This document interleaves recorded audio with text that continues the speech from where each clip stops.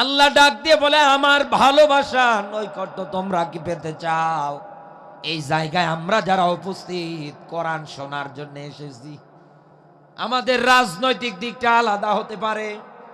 এই দুনিয়ার ময়দানে কেউ আমরা ধনী, কেউ গরিব, কেউ মানুষের জমির মধ্যে কামলা দিয়ে খেতে পারি। যে অবস্থায় আপনি একাধারে মিলিয়ে নেন না কেন, এই দুনিয়ার ময়দানে আল্লাহর ভালোবাসার নৈকট্য পাওয়ার ক্ষেত্রে কি কারো কোনো দলাদলি আছে? মারামারি আছে? কোনো কাটাকাটি হানাহানি আছে? আপনি সবার মনের মধ্যে একটাই চাওয়া দেখবেন, এই দুনিয়ার ময়দানে আমার আল্লাহ যেন আমার উপরে রাজি খুশি থাকে।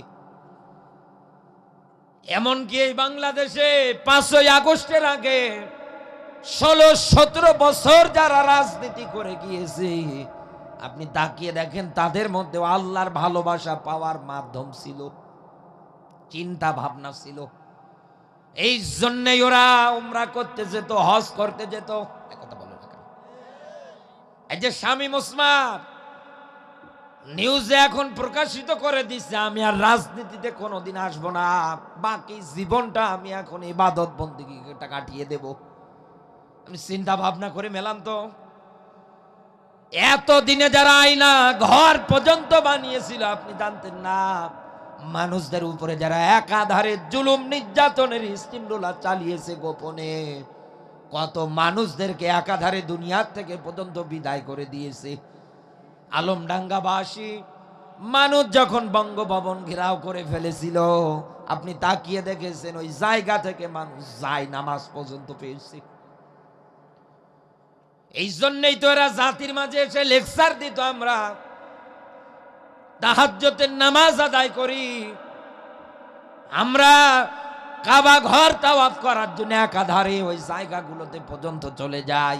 তার মানে আপনি মিলিয়ে দেখেন, দুনিয়ায় তারা মানুষ হত্যা করলেও তাদের মনের চাওয়া ছিল আল্লাহ যেন তাদেরকে ভালোবাসে। এই দুনিয়ার ময়দানে কোন মানুষ যদি আল্লাহর ভালোবাসা নৈকট্য পেতে চায়, তা তো এমনে এমনে দুনিয়ায় কোনোদিন সম্ভব না। নাকি এমনে এমনে সম্ভব? আরো জোরে বলেন। কোরআনে কারিমের আল্লাহর স্পষ্ট ব্যাখ্যা, এই দুনিয়ার ময়দানে আমাকে কেউ যদি পেতে চায়, অবশ্যই অবশ্যই তাদেরকে দুনিয়ায় ত্যাগ স্বীকার করা লাগবে, কষ্ট স্বীকার করা লাগবে। আলমডাঙ্গাবাসী এই দুনিয়ার ময়দানে আল্লাহর ভালোবাসা নৈকট্য তো এমনি এমনি পাওয়া সম্ভব না। কোরআনের একটা আয়াতের মধ্যে আল্লাহ নিজে ব্যাখ্যা দিয়েছেন, দুনিয়ায় আমাকে কেউ যদি পেতে চায় তাকে অবশ্যই কষ্ট স্বীকার করা লাগবে, দুনিয়ায় ত্যাগ স্বীকার করা লাগবে।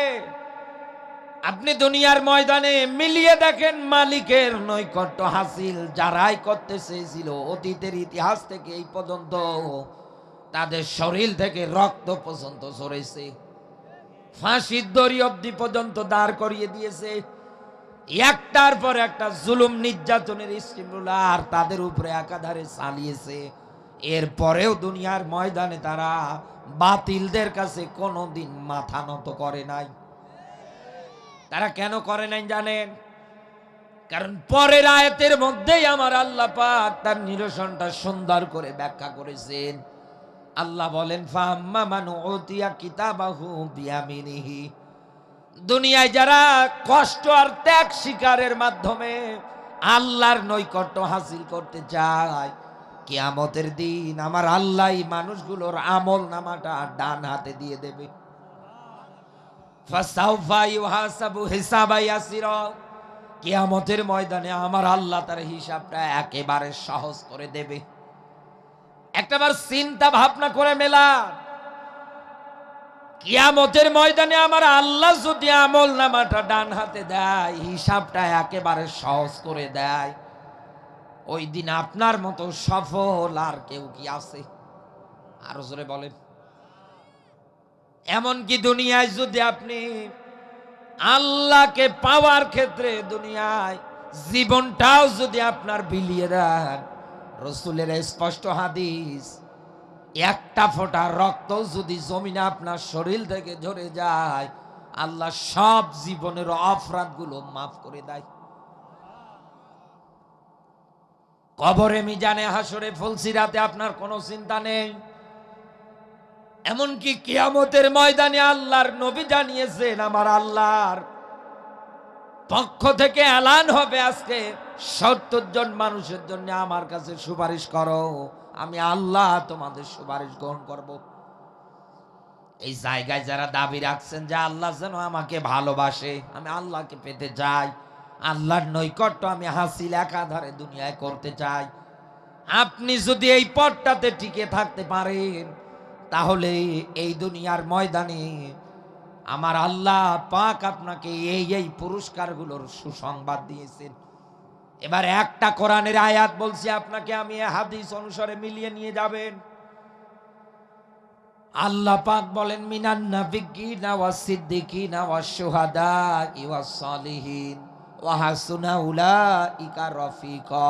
বলেন আল্লাহু আকবার। সূরা নিসা ৪ নাম্বার সূরা ৫ নাম্বার পারার ৬১ নাম্বার আয়াত। এটা আল্লাহ পাক বলেন, দুনিয়ার ময়দানে উত্তম বন্ধু যদি তোমরা কাউকে বানাতে চাও, উত্তম বন্ধুর সিরিয়াল যদি দুনিয়ায় তোমরা দেখতে চাও, তাহলে এই আয়াতটার দিকে ফলো করেন। কারণ এই জায়গার মধ্যে আমার আল্লাহ নিজে তার কুদরতের আঙ্গুল দিয়ে দেখাচ্ছেন, দুনিয়ায় তোমাদের উত্তম বন্ধু এই মানুষগুলো। ১ নম্বরে ব্যাখ্যা এসেছে, মিনান নাবিয়্যে, দুনিয়ায় যারা নবী, আলমডাঙ্গাবাসী নবীরা কিন্তু এখন দুনিয়ায় জীবিত নেই। আছে? আরো জোরে বলেন। নবীরা কিন্তু এখন দুনিয়ায় জীবিত নেই। এখন কিন্তু আপনি কোন জায়গায় কোন নবী রাসূলকে পাবেন না। রাসূলের মুকসিত বাণী অনুসারে আল উলামা ওয়ারাসাতুল আম্বিয়া, নবীজি জানিয়েছেন আমার পরপরে নাইবে নবী তারা, দুনিয়ায় যারা আলেম। এই ৯৬% মুসলমানের দেশে আমরা কত আলেমদের দেখেছি বাতিলদের পা চাটতে। কোরআন হাদিসের একটা বাস্তব হক কথা আপনি তার জবান থেকে পাবেন না। দিলেন উনি ডাক দিয়ে বলছেন, ভাই তুমি এই জায়গার মধ্যে আমাকে যে কালেমার তালকিন দিতে এসেছো জীবনের শেষ পর্যায়ে আমার, অথচ একটা জিনিস মিলিয়ে দেখো, এই কালেমার তালকিন দেওয়ার কারণে তুমি হাদিয়া তহফা, বেতন ভাতা, টাকা পয়সা পাও, আর একই কালেমার ব্যাখ্যা লেখার কারণে আজকে আমাকে ফাঁসিতে যাওয়া লাগছে। এখান থেকে এটাই ক্লিয়ার, মাথায় টুপি, মুখে দাড়ি, গায়ে পাঞ্জাবি, দাবি করে নবীর ওয়ারিস, জীবনে আপনি কোনদিন তাকে ইসলামী আন্দোলনের জন্য পাবেন না। এই জমিনের ময়দানে আল্লাহর বিধান দিয়ে সব চলুক, এটার জন্য আপনি কোনদিন তাকে কোন জায়গার মধ্যে পাবেন না। সুবিধাবাদ আর জিন্দাবাদ, বাতিলদের খুশি করার জন্য একাধারে আপনি তাকিয়ে দেখবেন ওনাদের বক্তব্যগুলো বেশি হয়। এই জন্যই তো কোরআন জানিয়েছে, ওয়ামান আযযামু মিম্মান কাতামা শাহাদাতান ইনদাহু মিনাল্লাহ। মানে ওই মানে ব্যক্তি আযলাম, সবচাইতে বড় জালেম ওইটা যেটা কোরআনের হক কথা, সত্য কথা জানার পরেও গোপন করে দেয়। আল্লাহ বলেন এটা যেমন তেমন না, এটা সবচাইতে বড় জালেম। ও বাংলার মুসলমান যারা আছেন, কান খাড়া করে মিলিয়ে বাড়ি যাবেন। এই বাংলাদেশে আপনি এতদিন ডক্টর কফিল উদ্দিনের মতো হাজারো জালেমদের দেখেছেন, যারা ডিম বিরিয়ানি পাওয়ার পরই বলে আপনি জান্নাতি মানুষ।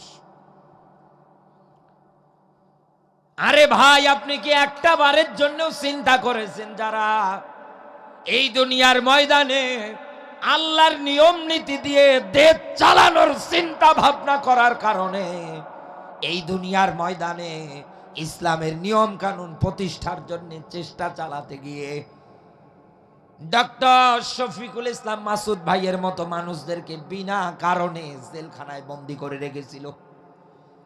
ঠাকুরগাঁয়ের সন্তান দিলওয়ার ভাইয়ের মতো মানুষটাকে টানা ৫৭টা দিন একাধারে রিমান্ডে নির্যাতনের স্টিমরোলার চালিয়েছে। ইতিহাসে আপনি এরকম নজির পাবেন না। অথচ আপনি তাকিয়ে দেখবেন এইসব জালেম যারা আছে আলেমের বেশ ধরে আজ তাদের একাধারে সাফাই গেয়ে আছে। যে তারা কি কোনো ভালো কাজ করে নাই? তারা কি এই দুনিয়ায় দেশের কল্যাণের জন্য কোনো কাজ করে নাই? আপনি এই দুনিয়ায় মিলিয়ে দেখেন এত বড় জালেম আছে কোন জায়গায়? এই যে মাসুদ ভাইকে যখন ধরেছিল, ওনার একটা বক্তৃতা শুনেছিলাম আমি, আপনি জানলে অবাক হয়ে যাবেন। ওনার স্ত্রীকে পর্যন্ত র্যাবেরা উঠিয়েছে, গাড়িতে ওঠার পর পরে ডাক দিয়ে বলছে আমাদের সঙ্গে আপনাকে যাওয়া লাগবে। বলে দেখেন আমার শরীরটা খারাপ। র্যাবেরা ডাক দিয়ে বলছে স্বামী আপনার কাছে নেই কয়েকদিন হলো, আর আপনি বলছেন আপনার শরীর খারাপ। আপনার বাড়িতেও মা আছে, আমার বাড়িতেও আছে, আমারও বোন আছে, আপনারও বোন আছে, একথা বলে না কেন? শুধু ইসলামী আন্দোলন করার কারণে তার স্ত্রীকে পর্যন্ত গাড়িতে উঠিয়েছে এবং ডাক দিয়ে বলছে স্বামী কাছে নেই, শরীর খারাপ হয় কেমনে? একটা চিন্তা করেন তো কোন পর্যায়ের কথা বলেছে। পেটে তার বাচ্চা ছিল, টানা হেসরা করতে গিয়ে এই বাচ্চাটা ডক্টরেরা যখন সিজার বা অপারেশন করে দুনিয়ায় এনেছিলেন, আনার পর পরে কয়েক মিনিট কয়েক ঘন্টা পরে দুনিয়ার থেকে বিদায় নিয়ে চলে গেছে। ডাক্তারেরা ডাক দিয়ে বলছে ভাই পেটে থাকাকালীন অবস্থায় সবচাইতে বেশি প্রেসার পড়েছিল এর উপরে, এই জন্য আপনার বাচ্চাটাকে আমরা বাঁচাতে পারলাম না। কি করেছিল এই বাচ্চাটা বলেন তো? এর কি কোনো অপরাধ আছে? দুনিয়ায় বাঁচতে পর্যন্ত আপনি দিলেন না, অথচ আপনি আলেম দাবি করে এইসব জালেমদের পা গুলো একাধারে সেটে বেড়াচ্ছেন, এদের সাফাই গেয়ে যাচ্ছেন। এরকম একটা দুইটা না, আপনি হাজার হাজার নজির বাংলাদেশে তালাশ করে দেখেন, খুঁজে পাবেন। কি করেছিল কোরআনের পাখি? তার তো কোনো অপরাধ নেই। আন্দাজে মানবতা বিরোধী ৭১-এর মামলার আসামি বানিয়ে তাকে আপনি বিনা কারণে 14 বছর জেল খাটালেন, অথচ বাংলাদেশে আমরা তাকিয়ে দেখেছি কোরআনের পাখির যখন ফাঁসির রায় হয়, এদেশের কত আলেমেরা মাথায় টুপি দিয়ে হাতের মধ্যে মিষ্টির কার্টুন নিয়ে মিষ্টি বিতরণ করে। একে কি কোনোভাবে আলেম বলা যায়? একে আলেম? এই জন্যই তো সূরা বাকারার ১৫৯ নম্বর আয়াতে আল্লাহ ব্যাখ্যা দিয়েছে। আল্লাহ পাক জানিয়েছেন দুনিয়ায় যারা কিতাবের স্পষ্ট ব্যাখ্যাগুলো গোপন করে দেয়, জানার পরেও আমি আল্লাহ এদেরকে লানত দেই। আমার ফেরেশতারা দেয়, পৃথিবীতে লানত দিতে পারে এরকম আমার যত সৃষ্টি আছে তারাও এর উপরে লানত দেয়। এখান থেকে আমি আপনাকে আর একটা বিষয় বলছি, কারণ আমরা গ্রাম্য মানুষ, সূরা মুতাফফিফিন পড়ার পর পরে আমরা একাধারে শুধু এদেশের দোকানদার যারা আছে তাদের মাঝে ব্যাখ্যা করে দেই। আল্লাহ বলেন ওয়াইলুল লিল মুতাফফিফিন, দুর্ভোগ সর্বনাশ ওই মানুষগুলোর জন্য। পরের আয়াতে আল্লাহর ব্যাখ্যা, নেওয়ার সময় বেশি নেয়, দেওয়ার সময় কম দেয়। আলমডাঙ্গাবাসী একবার চিন্তা করেন তো, আল্লাহ বলেন দুর্ভোগ সর্বনাশ ওই মানুষগুলোর জন্য কারা? যারা নেওয়ার সময় বেশি নেয়, দেওয়ার সময় কম দেয়। এই জায়গার ম্যাক্সিমাম মানুষেরা বলবে একাধারে যে দোকানদার যারা আছে ওনারা নেওয়ার সময় বেশি নেয়, মাপে ওজনের ক্ষেত্রে কম বেশি করে ফেলে। সূরা রহমানের ৯ নম্বর আয়াতে আল্লাহ ডাক দিয়ে বলেছেন এই দুনিয়ার ময়দানে তোমরা ন্যায্য যে মাপ আছে, ওজন আছে, এটাকে প্রতিষ্ঠিত করবে দুনিয়ায়, এবং দুনিয়ায় তোমরা মাপে ওজনে কম বেশি দিবা না। এই হিসাব অনুসারে আপনি মিলিয়ে দেখেন এই আয়াতের মধ্যে শুধু একজন দোকানদারের সমষ্টি না, একজন আলেম আছে, একজন শিক্ষক আছে, একজন চেয়ারম্যান আছে, মেম্বার আছে, এমনকি দেশের সরকার পর্যন্ত আছে আয়াতটার মধ্যে। এই জন্যই তো কোরআন জানিয়েছে আফালা ইয়াতাদাব্বারুনাল কোরআন, কি হলো তোমাদের, কেন তোমরা কোরআন নিয়ে গবেষণা করো না? আমা আলা কুলুবিন আকফালুহা, নাকি তোমাদের অন্তরে তালা ধরেছে, মরিচা ধরেছে, জং ধরেছে? আলমডাঙ্গাবাসী আমি একটা একটা করে আপনার মাঝে ব্যাখ্যা দিচ্ছি, আপনি বাস্তবে মিলিয়ে নিয়ে বাড়ি যান। একজন আলেম হতে গেলে এই চেয়ার অব্দি পর্যন্ত আসতে গেলে এমনে এমনে না, কত জায়গার মধ্যে একাধারে যোগ্যতা অর্জন করা লাগে, কত জায়গার মধ্যে পড়াশোনা করা লাগে। আর আমরা যারা পড়াশোনা করছি এখন পর্যন্ত রানিং, এই হিসাব অনুসারে মিলিয়া আমি যতটুকুন তাকিয়ে দেখতে পাচ্ছি, মাস্টার যারা আছে ওনারা আমাদের কাছে যখন ক্লাস নিতে আসে, আমরা কোনো সময় কিন্তু ক্লাস কম ভাবে নিতে চাইব না। আমরা সর্বদিক দিয়ে চাইব আধা ঘন্টার জায়গায় আপনি আমাদের কাছে 35 মিনিট ক্লাস করাবেন। কথা বলেন না কেন? দরকার পড়লে 40 মিনিট 45 মিনিট আপনি আমাদের ক্লাস করাবেন। তার মানে আমরা ছাত্র, আমরা কেবল শিখছি। আমরা জ্ঞান যদি নিতে চাই মাস্টারদের কাছ থেকে, নেওয়ার সময় আমরা কোনো সময় কম নেব না, সর্বসময় আমরা বেশি বেশি নেওয়ার চেষ্টা করব। এবার আপনি দাখিল সেকশনে পাস করার পরে আলেমে গেলেন, আলেম থেকে এবার আপনি ফাজিল, এরপরে কামিল, এরপরে আপনি যদি এই সাইডটাতে অনার্স মাস্টার্স পর্যন্ত করে ফেলেন, একেবারে বিশ্ববিদ্যালয় পর্যন্ত পিএইচডি ডিগ্রি অর্জন পর্যন্ত যদি আপনি যেতে পারেন, আপনি তাকিয়ে দেখবেন কোন শিক্ষকের কাছে আপনি জ্ঞান নেওয়ার ক্ষেত্রে কোনো সময় কম নিতে চাইবেন না। যত জায়গায় জ্ঞান নিচ্ছেন তত জায়গায় পরিপূর্ণভাবে আপনি এক্সট্রা ভাবে আবার প্রাইভেট পর্যন্ত পড়েন। হিসাব মেলান, একজন আলেম হতে গেলে কত জায়গার মধ্যে আপনাকে পড়াশোনা করা লাগছে। এরপরে আপনি জাতির মাঝে রাসূলের হাদিস অনুসারে যখন কোরআনের কথাগুলো সাপ্লাই দিতে আসলেন, বাল্লিগু আন্নি ওয়ালাউ আয়া, বাল্লিগু শব্দটা বহু বচন, তোমরা সবাই মিলে প্রচার করো আন্নি, আমার পক্ষ হতে। একটা আয়াত, একটা ব্যাখ্যা, একটা হাদিস আপনি যেটাই জানেন না কেন এইটাই প্রচার করা আপনার জন্য ফরজ। এই ফরজের দিকে তাকিয়ে আপনি কোরআনের কথা প্রচারের জন্য যখন একেবারে মসজিদের মেম্বার থেকে শুরু করে ওয়াজের ময়দান পর্যন্ত বসলেন, জাতির সামনে কোরআন বলতে গিয়ে এবার আপনার মনে হয় আমি যদি সুদের ওয়াজ করি আমার চাকরি থাকবে না। কথা বলেন না, আমি যদি ঘুষের ওয়াজ করি আমার মসজিদের ইমামতি হবে না, আমি মাঠে ময়দানে জালেমদের বিরুদ্ধে যদি কথা বলি তাহলে আমাকে ওয়াজের পর পরে স্টেজ থেকে গ্রেফতার করে নিয়ে চলে যাবে থানায়। আমার বউ আছে, আমার বাচ্চা আছে, আমার পরিবার আছে, আমার মা বাবা আছে। ও আলমডাঙ্গার মুসলমানেরা, এতগুলোর দিকে তাকিয়ে দুনিয়ায় যারা কোরআনের হক কথাগুলো গোপন করে দেয়, দুনিয়ায় যারা কোরআনের সঠিক ব্যাখ্যাগুলো জাতির মাঝে দেয় না, আবারও বলছি ইনি আলেম হওয়ার ক্ষেত্রে কোনো জায়গায় কম নাই, সর্ব জায়গায় দেখবেন ইনি বেশি বেশি জ্ঞান অর্জন করেছে। জাতির মাঝে সাপ্লাই দিতে এসে, জাতির মাঝে কোরআন বলতে এসে তখন দেখবেন শুধু কবরের নিচের ওয়াজ করে, কবরের উপরের ওয়াজ করে না। আল্লাহ তো বলেইছে নেওয়ার সময় বেশি নেয়, দেওয়ার সময় কম দেয়। দুর্ভোগ আর সর্বনাশ এর জন্য একজন দেশের রাষ্ট্রনায়ক ওই পর্যায় পর্যন্ত বসতে গিয়ে জনগণের দল মত নির্বিশেষে রায় আছে, ভোট আছে, কথা বলেন কেন?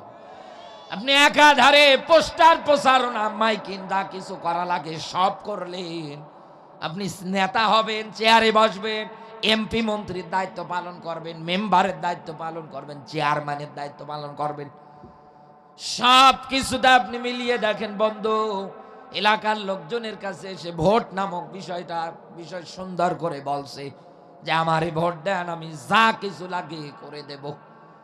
শেষে এলাকার লোক বিশ্বাস করে যখন তাকে নেতা বানিয়ে ফেলে ভোট আর রায় দিয়ে, আপনি তাকিয়ে দেখবেন ইনি ভোট নেওয়ার সময় সবার কাছে বেশি বেশি নিয়ে নেতা, কিন্তু জনগণের খেদমত করার সময়ে যত টাকা পয়সা অনুদান আসে সবগুলো নিজের বাবার মনে করে পকেটে ঢোকাচ্ছে।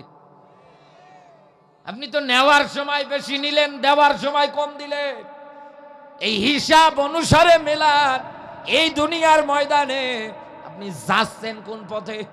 আর এই ক্যাটাগরির মধ্যে যদি আপনি পড়ে যান, এরকম লেবাস আপনার যতই থাকুক বন্ধু, দুনিয়ায় কিন্তু আপনি আল্লাহর লানতের আসামি।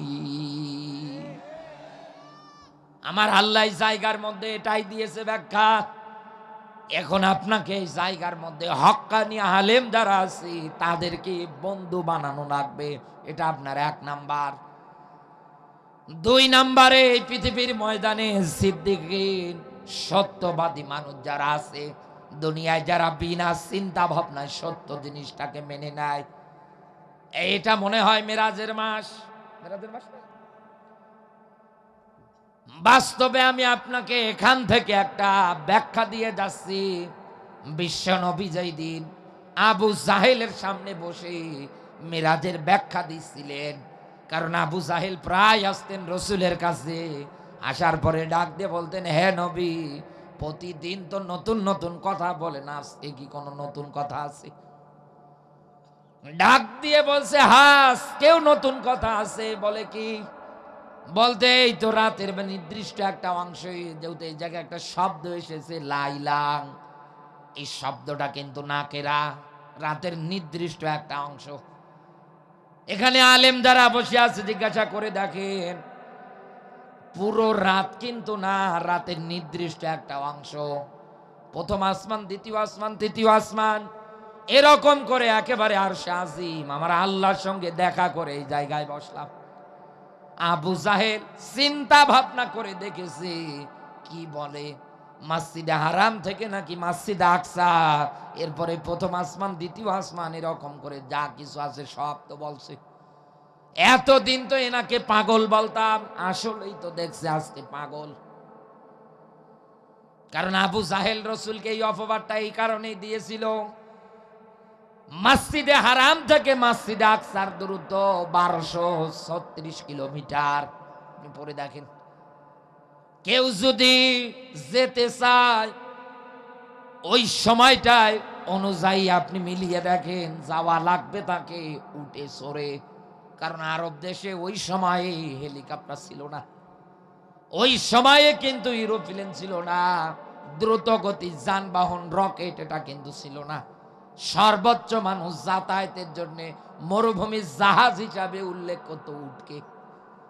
এই উটে চড়ে যদি যেতে হয় সর্বোচ্চ যাওয়া লাগবে 40-80 দিন, এরপরে মসজিদে হারাম থেকে মসজিদে আকসায় পৌঁছাতে পারবে। কিন্তু মুহাম্মদ সাল্লাল্লাহু আলাইহি ওয়াসাল্লাম যা বলতেছেন, রাতের নির্দিষ্ট একটা অংশ, এটা সম্ভব কেমনে? কেমনে সম্ভব? ডাক দিয়ে বলছে, আমি কি এই কথাগুলো মানুষের মাঝে বলে দেব? বলে, আপনি বলে দেন।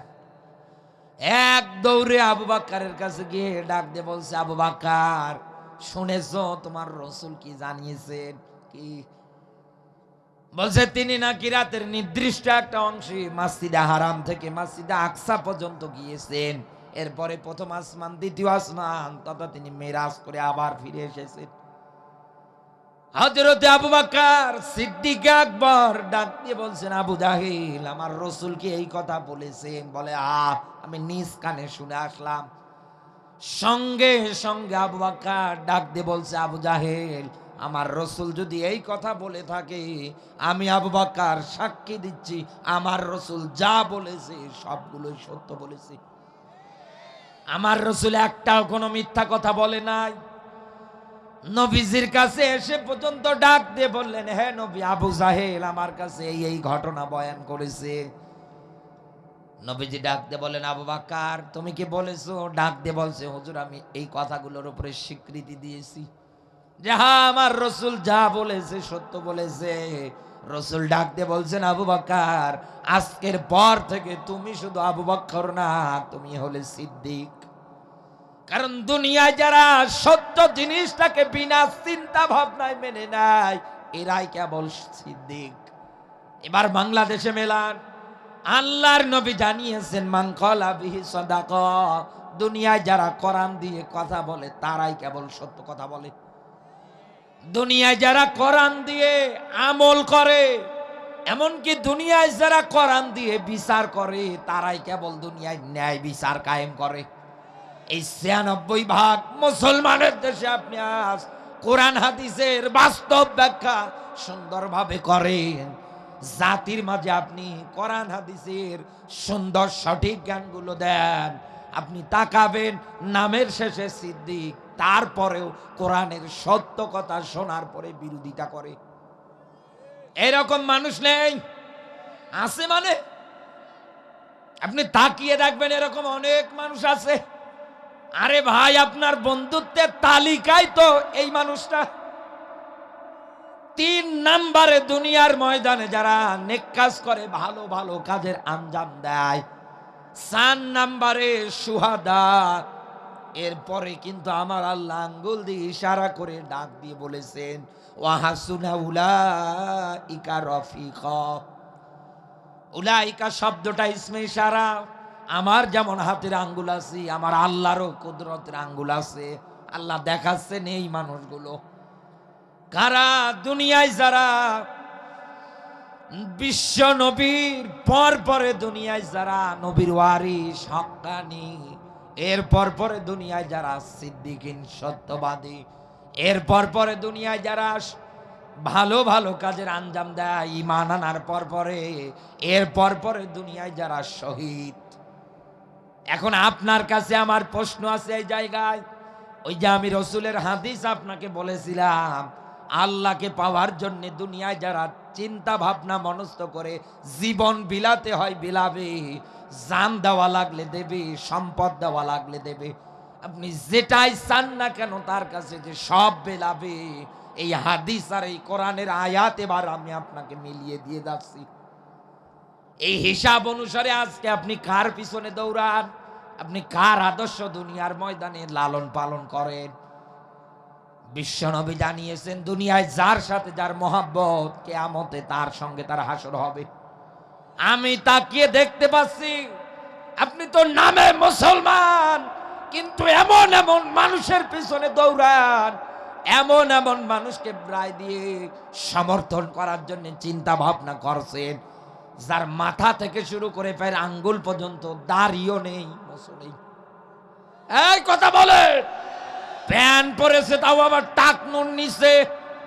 নিজের ঘরের বউটা পর্যন্ত পর্দায় চলে না, নিজের যুবতী মেয়েটাকে কোনোদিন বোরকা পরে রাস্তায় আনতে পারছে না।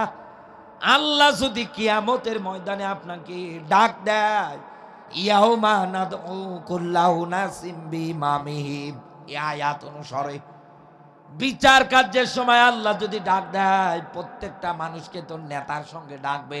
এখন আপনার নেতা যদি এই রকম হয়, আপনার সাপোর্ট করা ব্যক্তি যদি এই রকম হয়, আলমডাঙ্গাবাসী আপনি আল্লাহর সামনে দাঁড়িয়ে কি জবাব দেবেন হিসাব করেন। আমি আপনাকে এবার বাস্তব ব্যাখ্যা দিয়ে যাচ্ছি। মেলান এখানে যারা আলেম বসে আছে জিজ্ঞাসা করে দেখেন, সুহাদা এই যে শব্দ অনুসারে আল্লাহর পথে দুনিয়ায় যারা নিহত হয়ে যায় তাদেরকে বোঝানো হয়েছে। আর আল্লাহর কোরআনের ব্যাখ্যা, অলা তাকুলু, খবরদার আমার রাস্তায় যারা নিহত হয়ে যায়, যারা মারা যায়, যারা আমাকে পাওয়ার জন্য ত্যাগ কষ্ট স্বীকারের মাধ্যমে জীবনটা বিলিয়ে দেয়, আল্লাহ বলেন এরা তো মরে না, এরা জিন্দা। দুনিয়ার মানুষ তোমরা উপলব্ধি করতে পারো না, আমি আল্লাহ এদেরকে রিজিক পর্যন্ত দেই। বলেন আল্লাহু আকবার। এখন এই জায়গার মধ্যে যে সুহাদা শব্দ এসেছে, সেই হিসাব অনুসারে এবার মেলান। এই যে মুরব্বী বসে আছে, উনি আল্লাহর পথে এই জমিনের ময়দানে লড়াই সংগ্রাম করতে গিয়ে যদি মারা যায়, ওনাকে এলাকার লোকজন বিনা গোসলে কবর দিয়ে দেবে।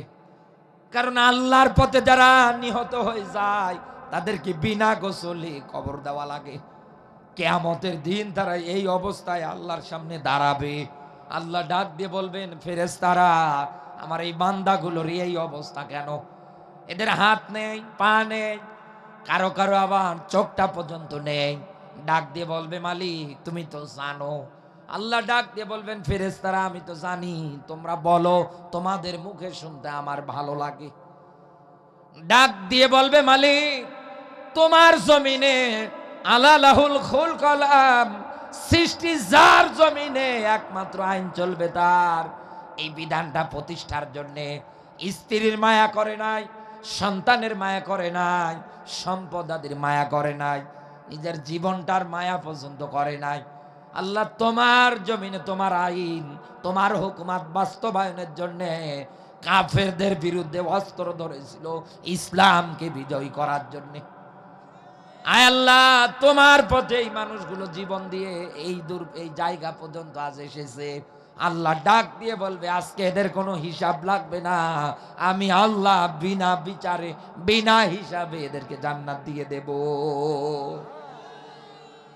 এমনকি আল্লাহর পথে নিহত যারা হয়, দুনিয়ার ময়দানে শাহাদত প্রাপ্ত যারা হয়ে যাবে, জান্নাতের মধ্যে আমার আল্লাহ এদেরকে সবুজ পাখির নাই থাকার ব্যবস্থা করে দেবে। জান্নাতের এক জায়গা থেকে আরেক জায়গায় এনারা ছোটাছুটি করে বেড়াবে। মালিক ডাক দিয়ে বলবেন কি চাও তোমরা আমার কাছে? শহীদেরা ডাক দিয়ে বলবে মালিক, শাহাদতের মরণ দিয়ে তুমি বরণ করে নিয়েছো, আল্লাহ সবুজ পাখি বানিয়ে দিয়েছো, জান্নাতের এক জায়গা থেকে আরেক জায়গায় আমরা উড়ে উড়ে বেড়াচ্ছি, আর কি চাইবো তোমার কাছে? এত নিয়ামত তুমি আমাদের দেওয়ার পরেও। ডাক দিয়ে বলবে মালিক, কিছু যদি দিতেই হয় আজকে তোমার কাছে আরজি, আর একটা বার হায়াত দিয়ে দুনিয়ায় পাঠাও, বাতিলের বিরুদ্ধে লড়াই সংগ্রাম করে জীবনটা আর একবার বিলিয়ে দিয়ে আসি। একমাত্র আল্লাহর পথে লড়াই সংগ্রামের মাধ্যমে শাহাদত পাওয়ার পরে যারা মারা যাবে কিয়ামতের ময়দানে, তারাই আল্লাহর কাছে এই কথাটা ডাক দিয়ে বলবে আল্লাহ আর একটা বার পাঠাও, বাতিলের বিরুদ্ধে লড়াই সংগ্রাম করে জীবনটা আর একবার দিয়ে আসি। আলমডাঙ্গাবাসী খুব মনোযোগ দিয়ে কথাটা মেলাবেন। এই দুনিয়ার ময়দানে আল্লাহর পথে নিহত যিনি হয়ে যায় তাকে বিনা গোসলে কবর দেওয়া হয়। আল্লাহর বান্দা তো কবরে এতদিনে আপনার সঙ্গে চলাচল করেছে, হাঁটা ঘাটা, এতদিনে আপনার সঙ্গে কথাবার্তা পর্যন্ত বলেছে, আপনি এতদিনে তার সঙ্গে ছিলেন, কিন্তু আল্লাহর কোরআনের ভাষা অনুযায়ী উনি কিন্তু আমার বন্ধুর লিস্টে, কথা বলে না কেন? কিন্তু উনি তো কবরে। আল্লাহর কোরআনের ভাষা অনুযায়ী যতই তিনি জিন্দা থাক, এলাকার কোনো মানুষ যদি তার কবরের পাশে গিয়ে তাকে ডাকে, উনি কি ডাকে সাড়া দেবে? দেবে? উনি কি উঠবে কবর থেকে? আমি যদি নীলফামারী থেকে আসার পর পর ওনার কবরের পাশে দাঁড়িয়ে ওনাকে ডাকি, উনি কি আমার কথা শুনতে পারবে? তাহলে আল্লাহ এই জায়গার মধ্যে কেন এই ব্যাখ্যাটা দিলেন? উত্তম বন্ধুর তালিকায় সুহাদা, শহীদ শব্দের অর্থ সাক্ষ্য, সাক্ষী। কেন এই জায়গায় ব্যাখ্যা? তার মানে আল্লাহ এটাই বুঝিয়েছে, আমার এই বান্দা দুনিয়ায় যতদিন বেঁচে থাকবে তোমরা আমার এই বান্দার পিছনে শ্রম দাও। এই দুনিয়ার ময়দানে সম্পদ লাগলে তোমরা দিয়ে দাও, এই দুনিয়ার ময়দানে জীবন যদি বিলাতে হয় তার জন্য তোমরা দিয়ে দাও। কারণ এই দুনিয়ার ময়দানে আল্লাহর বান্দার একটাই টার্গেট, আনি আবুদুল্লাহ ওয়াজতানিবুত তাগুত। এই দুনিয়ায় একমাত্র ইবাদত চলবে কার? ওয়াজতানিবুত তাগুত। মানুষের তৈরি করা নিয়ম নীতি, আইন কানুন, রচন বচন একটাও চলবে না। শয়তানের তন্ত্র মন্ত্র দিয়ে সুপ্রিম কোর্ট যদি চলে, বিচার বিভাগ যদি চলে, এমনকি বুড়ি শয়তান যে আইন বানিয়েছিল, এই আইনগুলো দুনিয়ার ময়দানে স্থায়ী হতে দেওয়া যাবে না। এরকম নতুন করে বুড়ি শয়তানের হওয়ার মতো স্বপ্ন যারাই দেখছে, এদের কেউ বাংলার মাটিতে টিকতে দেওয়া যাবে না। একমাত্র দুনিয়ায় আইন চলবে আল্লাহর, বিধান চলবে আল্লাহর, এটা বাদ দিয়ে অন্য কোনো কিছু চলবে না। আল্লাহর বান্দা এটাই টার্গেট চালিয়ে যাচ্ছে। তিনি জানে আমি এই পথটার মধ্যে থাকতে গিয়ে আমার জীবনের কোনো নিরাপত্তা নেই। যে কোনো জায়গায়, যে কোনো স্থানে আমাকে ডাইরেক্ট ইনডাইরেক্ট দুনিয়া থেকে গুলি করে হোক, অস্ত্র আঘাতে হোক, আমাকে বিদায় করে দেবে, কারণ আমি তাদের শত্রু। এক কথা বলে না, রাসূল কোরআনের বিধান কায়েমের জন্যে একাধারে 40 থেকে 63, এই 23 বছর আপনি মিলিয়ে দেখেন, 82 বার ডাইরেক্ট ইনডাইরেক্ট মারা টার্গেটে পড়েছেন। এখনো পর্যন্ত আপনি ওই সিদ্ধান্ত হাতে নেন, কোরআনের বিধানগুলোকে সামনে এগিয়ে নিয়ে যাওয়ার মন মানসিকতা তৈরি করেন, আপনি একবার হলেও জালেমের টার্গেটে পড়বেন। আল্লাহ তো এই ব্যাখ্যা এই জায়গার মধ্যে উঠিয়েছেন, আমার বান্দা আমার এই জমিনের ময়দানে আইন বিধান কায়েম করতে গিয়ে যদি মারা যায়, আমি তো তাকে শহীদ বলে ঘোষণা দিয়েছি। এমনকি আমি তাকে রিজিক পর্যন্ত দেই, জীবনের কোনো হিসাব আমি আল্লাহ নেব না। রক্তের ফোঁটা জমিনে পড়ার পর পরে আমি আল্লাহ তাকে নিষ্পাপ বানিয়ে দেই। এমনকি কিয়ামতে আমি আল্লাহ অফার করে ডাক দিয়ে বলবো, আহাল বড়া থেকে আজকে 70 জন মানুষের জন্য আমার কাছে সুপারিশ করো। তোমরা যদি আমার এই বান্দাকে বন্ধু বানাতে পারো, আর আমার বান্দা যদি আমার পথে দ্বীন ইসলামের বিধান কায়েম করতে গিয়ে মারা যায়, কিয়ামতের দিন তো শহীদ হিসাবে আল্লাহর সামনে দাঁড়াবে।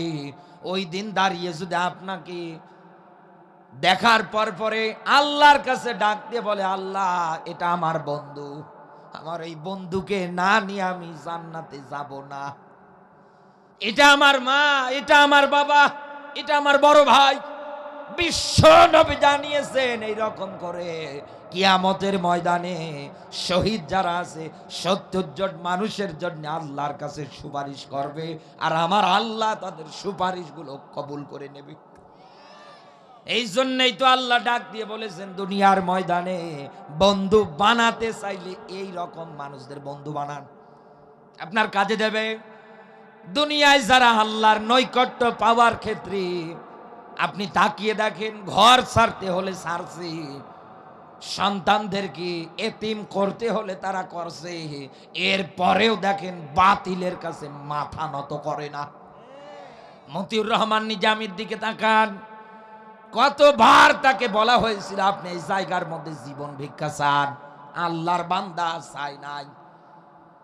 কামরুজ্জামানের দিকে তাকান, যারা ইতিহাসে সোনার মানুষ হিসাবে আমাদের কাছে পরিচিত, নাম শোনা মাত্রই আমরা তাদের জন্য আল্লাহর কাছে দোয়া করি। কোরআনের পাখির দিকে তাকান, জীবন বিলিয়েছে, এরপরেও কোন জালেমের কাছে মাথা নত করে নাই। এখন পর্যন্ত যারা এই জমিনের ময়দানে ইসলামী হুকুমত বাস্তবায়নের জন্য চেষ্টা চালাচ্ছে, জীবন দেবে বন্ধু, তারপরেও কোনো বাতিলের কাছে মাথা নত করবে না। কারণ তাদের জানা আছে, দুনিয়ায় মাথা যদি নত করতে হয় একমাত্র হবে আল্লাহর কাছে।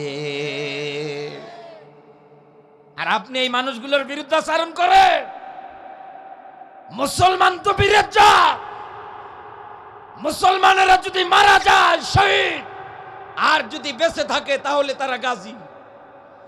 কিসের ভয় আপনার, কিসের চিন্তা আপনার? আল্লাহ ভালো করে জানে, ইন্নাল্লাযীনা ক্বালু রাব্বুনাল্লাহ, এই শব্দ বলার পর পরে রবের বিধান, আইন, নিয়ম কানুন বাস্তবায়ন করতে গেলে, রবের এই জমিনের ময়দানে রবের হুকুমত কায়েম করতে গেলে রক্ত ঝরানো লাগবে শরীর থেকে, জীবন পর্যন্ত বিলানো লাগবে, সম্পদ পর্যন্ত দুনিয়ায় ব্যয় করা লাগবে। আল্লাহর পথে লড়াকু সৈনিক যারা আল্লাহর ভালোবাসা দুনিয়ায় পাওয়ার জন্য যারা তামান্না করে, আপনি তাকাবেন সব বিলিয়ে দেবে। এই জন্যই আল্লাহ ভালোবাসা পাওয়ার ক্ষেত্রে পরে শব্দটুকুন দিয়েছে, ইউকাতিলুনা ফি সাবিলিহি, বলেন না আল্লাহু আকবার। আল্লাহ বলেন, বান্দা তোকে আমার পথে লড়াই করা লাগবে, সংগ্রাম করা লাগবে। আপনি মুখে দাড়ি নিয়ে মাথায় টুপি দিয়ে দাবি করছেন আমি ইমানদার, অতীতের ইতিহাস তালাশ করে জমিনে ইসলামী হুকুমত বাস্তবায়নের জন্য রাসূল সাহাবীদের কাছে ডাক দিয়ে বলছেন, সাহাবীরা যার কাছে যা আছে তাই দাও। হযরতে আবু বকর পোটলার মধ্যে কিছু গম আর কয়েকটা দিরহাম নিয়ে এসে দাঁড়িয়ে দাঁড়িয়ে আছে। রাসূল সবার কাছে নিচ্ছেন, ডাক দিয়ে বলছেন, আমার আবু বকরকে কেন আমি দেখছি না? তাকিয়ে দেখছে আবু বকর হাতের মধ্যে একটা থলি নিয়ে দাঁড়িয়ে আছে। রাসূল ডাকলেন, আবু বকর এদিকে আসো। পোটলাটা দিলেন, ঢাললেন, তাকিয়ে দেখলেন কয়েক কেজি গম হবে আর কয়েকটা দিরহাম। রসুল আবু বকরের দিকে তাকিয়ে ডাক দিয়ে বলছে, আবু বকর, এই জায়গার মধ্যে সবাই মিলে যা দান করেছে এনাদের দানের তুলনায় আমার আল্লাহর কাছে তোমার দানটা শ্রেষ্ঠ পর্যায়ে পৌঁছে গেছে। সাহাবীরা ডাক দিয়ে বলছে, হুজুর এত দিলাম, এরপরেও আবু বকরের দান কবুল হয়ে গেল, শ্রেষ্ঠ তালিকায় চলে গেল। রসুল ডাক দিয়ে বললেন, ওমর কত নিয়ে এসেছো, বাড়ি কত রেখে এসেছো? ডাক দিয়ে বলছে, হুজুর অর্ধেক নিয়ে এসেছি আর অর্ধেক রেখে এসেছি। সবাই এইরকম করে ব্যাখ্যা করলে। আবু বকর ডাক দিয়ে বললেন, হুজুর যাবতীয় সম্পদ যা কিছু ছিল সব আমি নিয়ে এসেছি, বাড়িতে আল্লাহ ও তার রাসূলকে রেখে এসেছি। দুনিয়া ইসলামের জন্য নিবেদিত প্রাণ তারা, এমনে তারা দুনিয়ায় বেঁচে থাকতে জান্নাতের সার্টিফিকেট পায় নাই, তাদের আমলের কারণে তারা পেয়েছে। কামা তাদিনু তুদান, যেমন কর্ম করবেন তেমন ফল এই দুনিয়ায় আপনি পাবেন। আপনি দুনিয়ায় আল্লাহর পথে লড়াই সংগ্রামের কথা শুনলে আপনার গায়ে জ্বর আসে, আপনার অ্যালার্জি হয়, আপনার মন খারাপ হয়। আপনি আল্লাহর নৈকট্য ভালোবাসা শুধু জবান দিয়ে তো বললে হবে না, কাজে কর্মে প্রমাণিত করা লাগবে। কিন্তু আপনি তো এটা পারেন না, আপনি তো এই কাজে ভূমিকা রাখতে পারেন না। বরং দুনিয়ায় যারা ইসলামী আন্দোলন করে, এই দেশের টুপিওয়ালার যে দল সংগঠন বাংলাদেশ জামাত ইসলাম করে, তাদেরকে নিয়ে পর্যন্ত আপনি ব্যঙ্গ করেন, উল্টা পাল্টা কথাবার্তা পর্যন্ত আপনার জবান দিয়ে বলেন।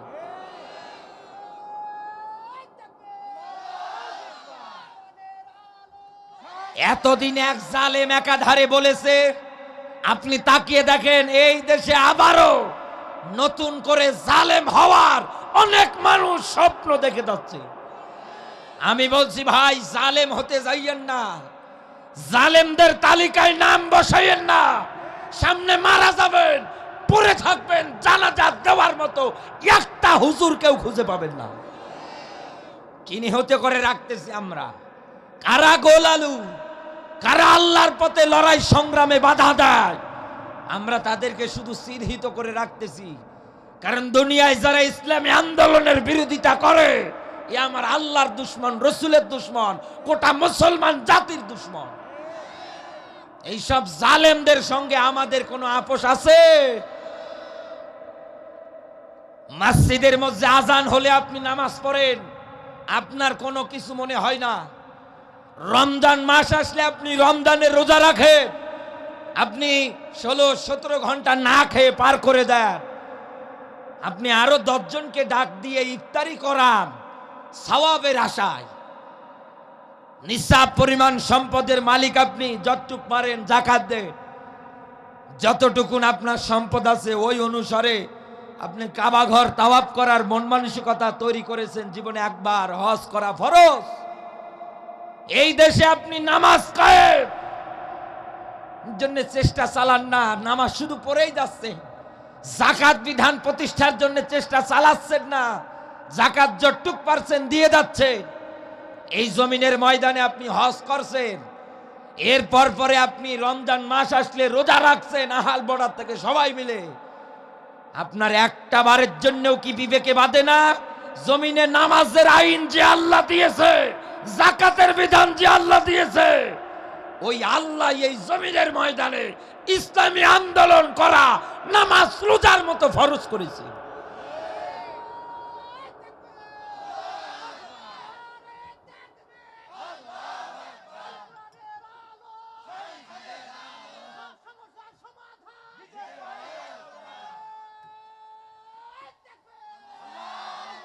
আলমডাঙ্গাবাসী, আপনি তাকিয়ে দেখবেন এই মানুষটার মাঝে যখন মসজিদের মেম্বার থেকে শুরু করে ওয়াজের ময়দান পর্যন্ত আপনি ব্যাখ্যা দেবেন, আল্লাহর জমিনে লড়াই সংগ্রাম ইসলামী আন্দোলনের কথা 5 ওয়াক্ত নামাজ পড়া মুসল্লিরাও রাগ করে, কথা বলেন, মন খারাপ করে।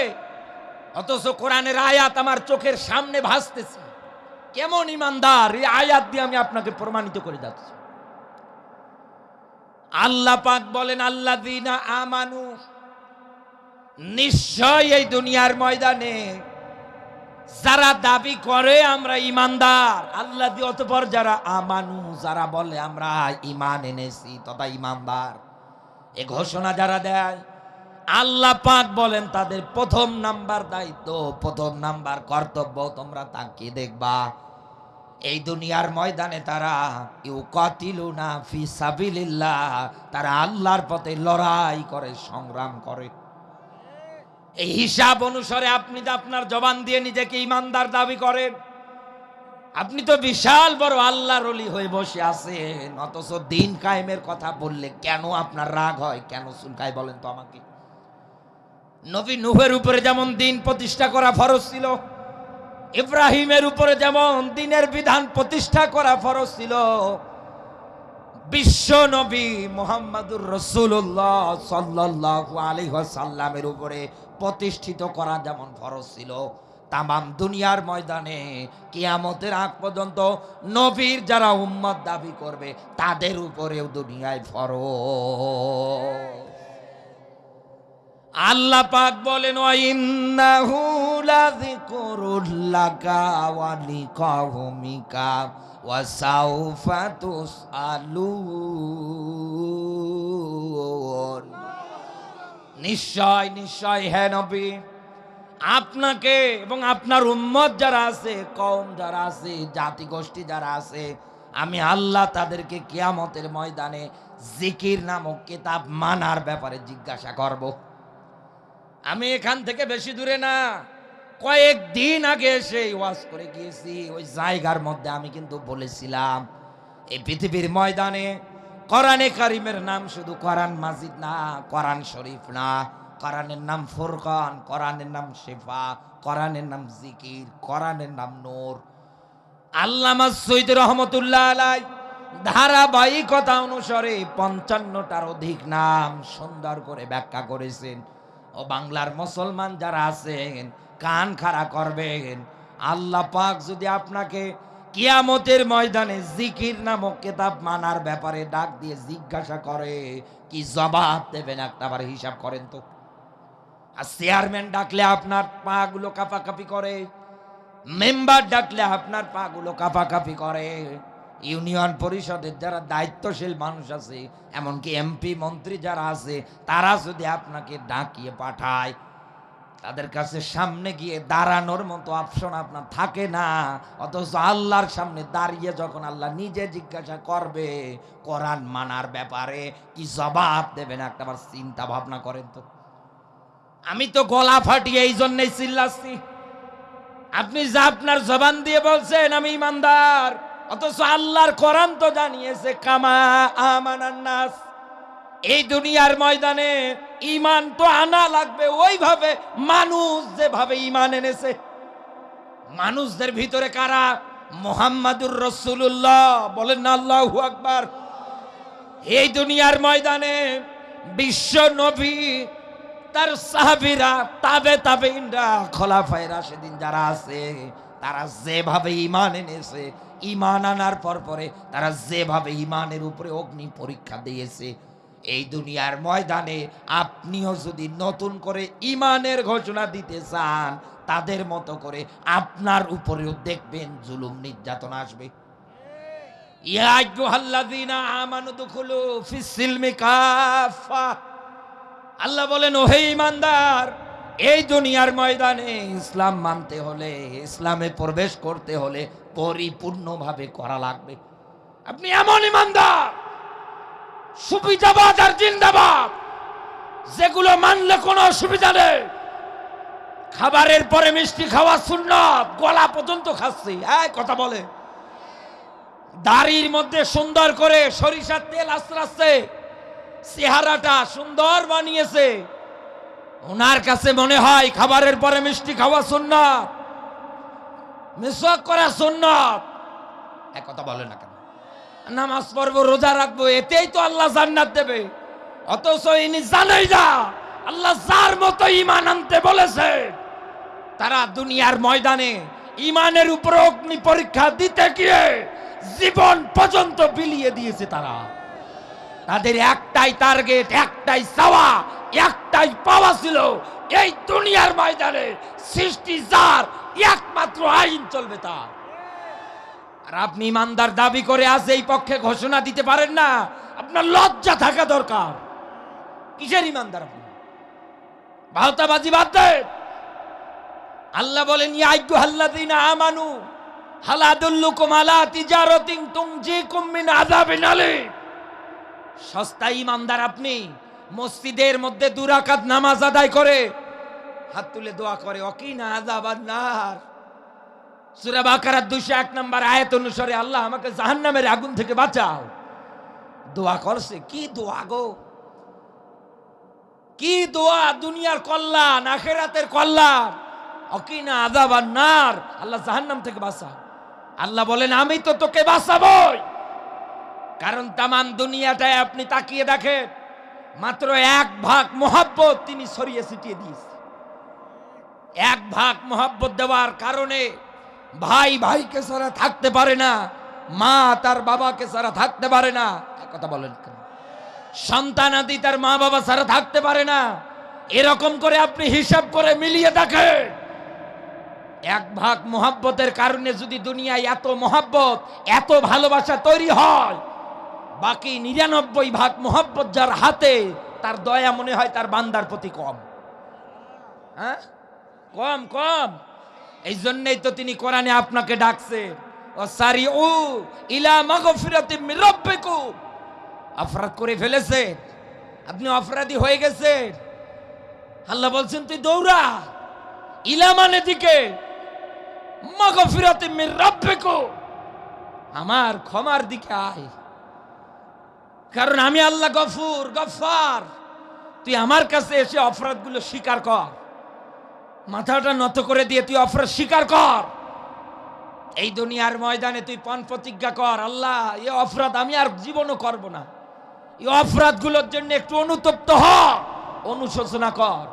আল্লাহ বলেন, আমি তোর সব জীবনের অপরাধগুলো মাফ করে দেব। শুধু মাফ করে দিয়ে শেষ করব না, সূরা ফুরকানের আয়াতে আল্লাহর ব্যাখ্যা, সবগুলো আল্লাহ নেকি দিয়ে পর্যন্ত বদল করিয়ে দেবে।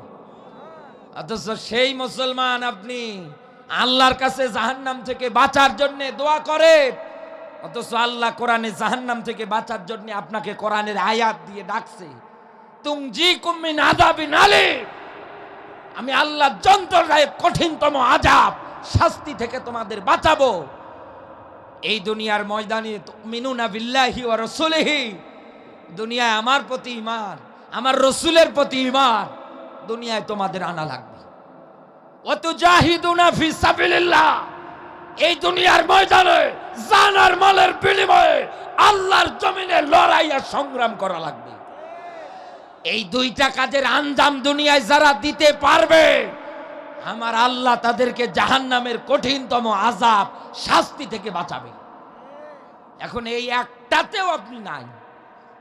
এই কাজের কথা শুনলেই আপনার শরীরে জ্বর আসে, আপনাকে ডাকলেই মন খারাপ হয়।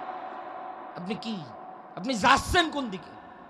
ইউকাতিলুনা ফি সাবিলিল্লাহ, এটা তো শুধু আলমগীর হোসেন বিপ্লবীর উপরে না। কারণ আল্লাহ পরের যে শব্দটুকুন দিয়েছে, সাফান কান্নাহুম বুনিয়ানুম মারসুস, সাফান এতটুকুন শব্দ থেকে সূরাটার নামকরণ করা হয় সূরা সাফ। এখানে যারা আলেম আছে জিজ্ঞাসা করে দেখে, সাফ শব্দের অর্থ দলবদ্ধ, কাতারবদ্ধ, সারিবদ্ধ। তার মানে আল্লাহ সবাইকে ঐক্যতার কাতারে আসতে বলেছে, দল মত নির্বিশেষে। এই দুনিয়ার ময়দানে তোমাদের পরিচয়, তোমরা ভাই ভাই, তোমরা সবাই এক প্ল্যাটফর্মে আসো, ঐক্যতার কাতারে আসো।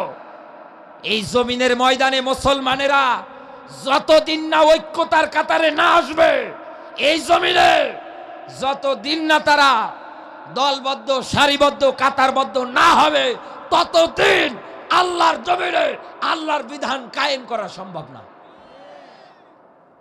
কারণ আপনি তাকিয়ে দেখেন, তাতাফাররাকু ফি, আল্লাহ বলেন কোন দলাদলি, কাটাকাটি, মারামারি হবে না। সবার মনের মধ্যে একটাই স্লোগান হবে, আন আকিমুদ্দিন, দুনিয়ায় যেন দিন কায়েম হয়। এই জন্যই তো কোরআনে আল্লাহ ব্যাখ্যা দিয়েছে, মা ফাররাতনা ফিল কিতাবি মিন শাই, যা উদাহরণ, যা এক্সাম্পল, যা কিছু দরকার সব আমার আল্লাহ পাক কোরআনের মধ্যে সুন্দর করে নোট করে দিয়েছে।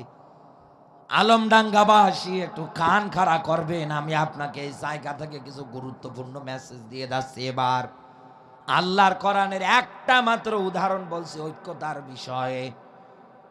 কোরআনে কারিম পড়ে দেখবেন সূরা নাহলের মধ্যে আমার আল্লাহ ৬৮ নাম্বার আয়াতে একটা ব্যাখ্যা দিয়েছেন মৌমাছির বিষয়ে। আল্লাহ বলেন, আওহা রব্বুকা ইলান নাহালি, ও দুনিয়ার মৌমাছিরা, ঘর যদি বানাতে হয়, বাড়ি যদি বানাতে হয়, এক নম্বরে আল্লাহর পক্ষ থেকে বাতরা সাজার, সাজার মানে গাছ, এই গাছের ডালের মধ্যে তোমরা তোমাদের ঘর বানাবে। ২ নম্বরে জিবাল, জিবাল মানে পাহাড়।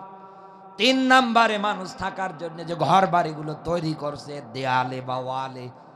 আপনি তাকিয়ে দেখেন বন্ধু, কোরআনের আয়াত অনুসারে মৌমাছি যারা আছে এই ৩টা জায়গা বাদ দিয়ে অন্য কোনো জায়গায় ঘর বানায় না। অন্য কোনো জায়গার মধ্যে তারা তাদের থাকার জন্য বাসস্থানগুলো তৈরি করছে না। এই ৩টা জায়গার মধ্যেই আপনি তাদেরকে পাবেন তামাম দুনিয়ায়। অথচ পুরো কোরআনের মধ্যে আল্লাহ শুধু মৌমাছির প্রতি একবার মাত্র ওহী করেছেন।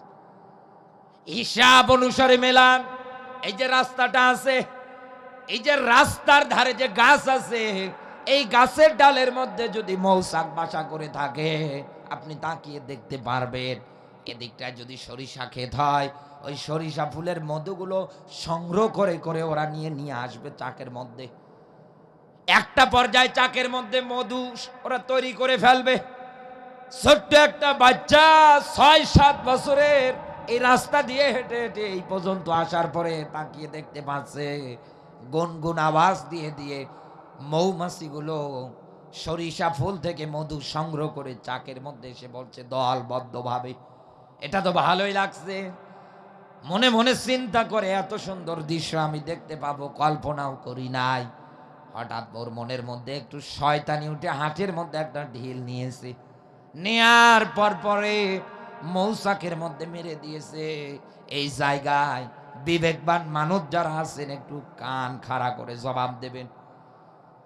৬-৭ বছরের একটা বাচ্চা না বোঝার কারণে মৌচাকের মধ্যে যদি ঢিল দেয়, মৌমাছি হিসাবে চাকে যারা বসে আছে তারা যখন এই ঢিলটা খাবে, তারা দেখতেও পারবে আমাদের ২-৩ জন ভাই দুনিয়ার থেকে বিদায়, আমাদের বাসা পর্যন্ত ফাটল ধরেছে।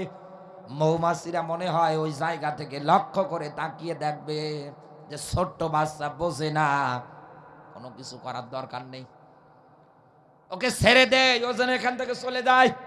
আপনি কি এই রকমটা দেখবেন? আরো জোরে বলেন।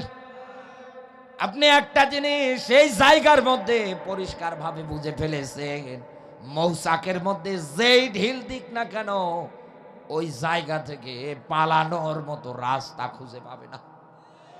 কোন দিকে দৌড়াবে? যেদিকেই দৌড়াক না কেন সে হামলিয়ে ধরবে। ওর মা যদি এগিয়ে আসে বাঁচানোর জন্য, ওর মা পর্যন্ত ওই জায়গার মধ্যে মৌমাছিরা ওর মাকে পর্যন্ত রেহাই দেবে না, কামড়াবে। ওর বাবা আসলে, ইউনিয়ন পর্যায়ের চেয়ারম্যান, মেম্বার, পুলিশ বাহিনী পর্যন্ত আসলে আপনি দেখবেন রেহাই নেই। মৌমাছিদের মনের মধ্যে একটাই রাগ, আমাদের চাকের মধ্যে বাসার মধ্যে হাত দিবে কেন? ও বাংলার মুসলমান যারা আছে, মৌমাছির নামে কোরআনে আল্লাহ সূরা দিয়ে এটাই শিক্ষা দিতে চায়। তাকিয়ে দেখো, মৌচাকের মধ্যে একটা অবুঝ বাচ্চাও যদি ঢিল দেয়, মৌমাছিরা দলবদ্ধভাবে সে অ্যাটাক করে, আক্রমণ করে। ভাইয়ের হত্যার বদলা তারা নেয়, ঘর বাড়িতে হাত দেবে কেন? এই জন্যে তারা সবাই মিলে সে আক্রমণ করে, অ্যাটাক করে। রসুলের হাদিস, মুসলমান জাতি একটা দেহের মতো, একটা বডির মতো।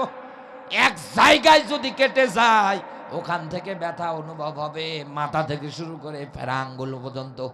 আমার একজন মুসলমান ভাইয়ের গায়ে কেউ যদি হাত দেয়, ঠিক তামাম দুনিয়ার মুসলমানদের গায়ে হাত দিলে যেরকম ওই রকম। অথচ আপনি তাকিয়ে দেখেন একজন মুসলমানকে রাস্তায় পিটাচ্ছে অন্যায় ভাবে, আরেকজন মুসলমান দেখার পরেও না দেখার ভান করে যাচ্ছে।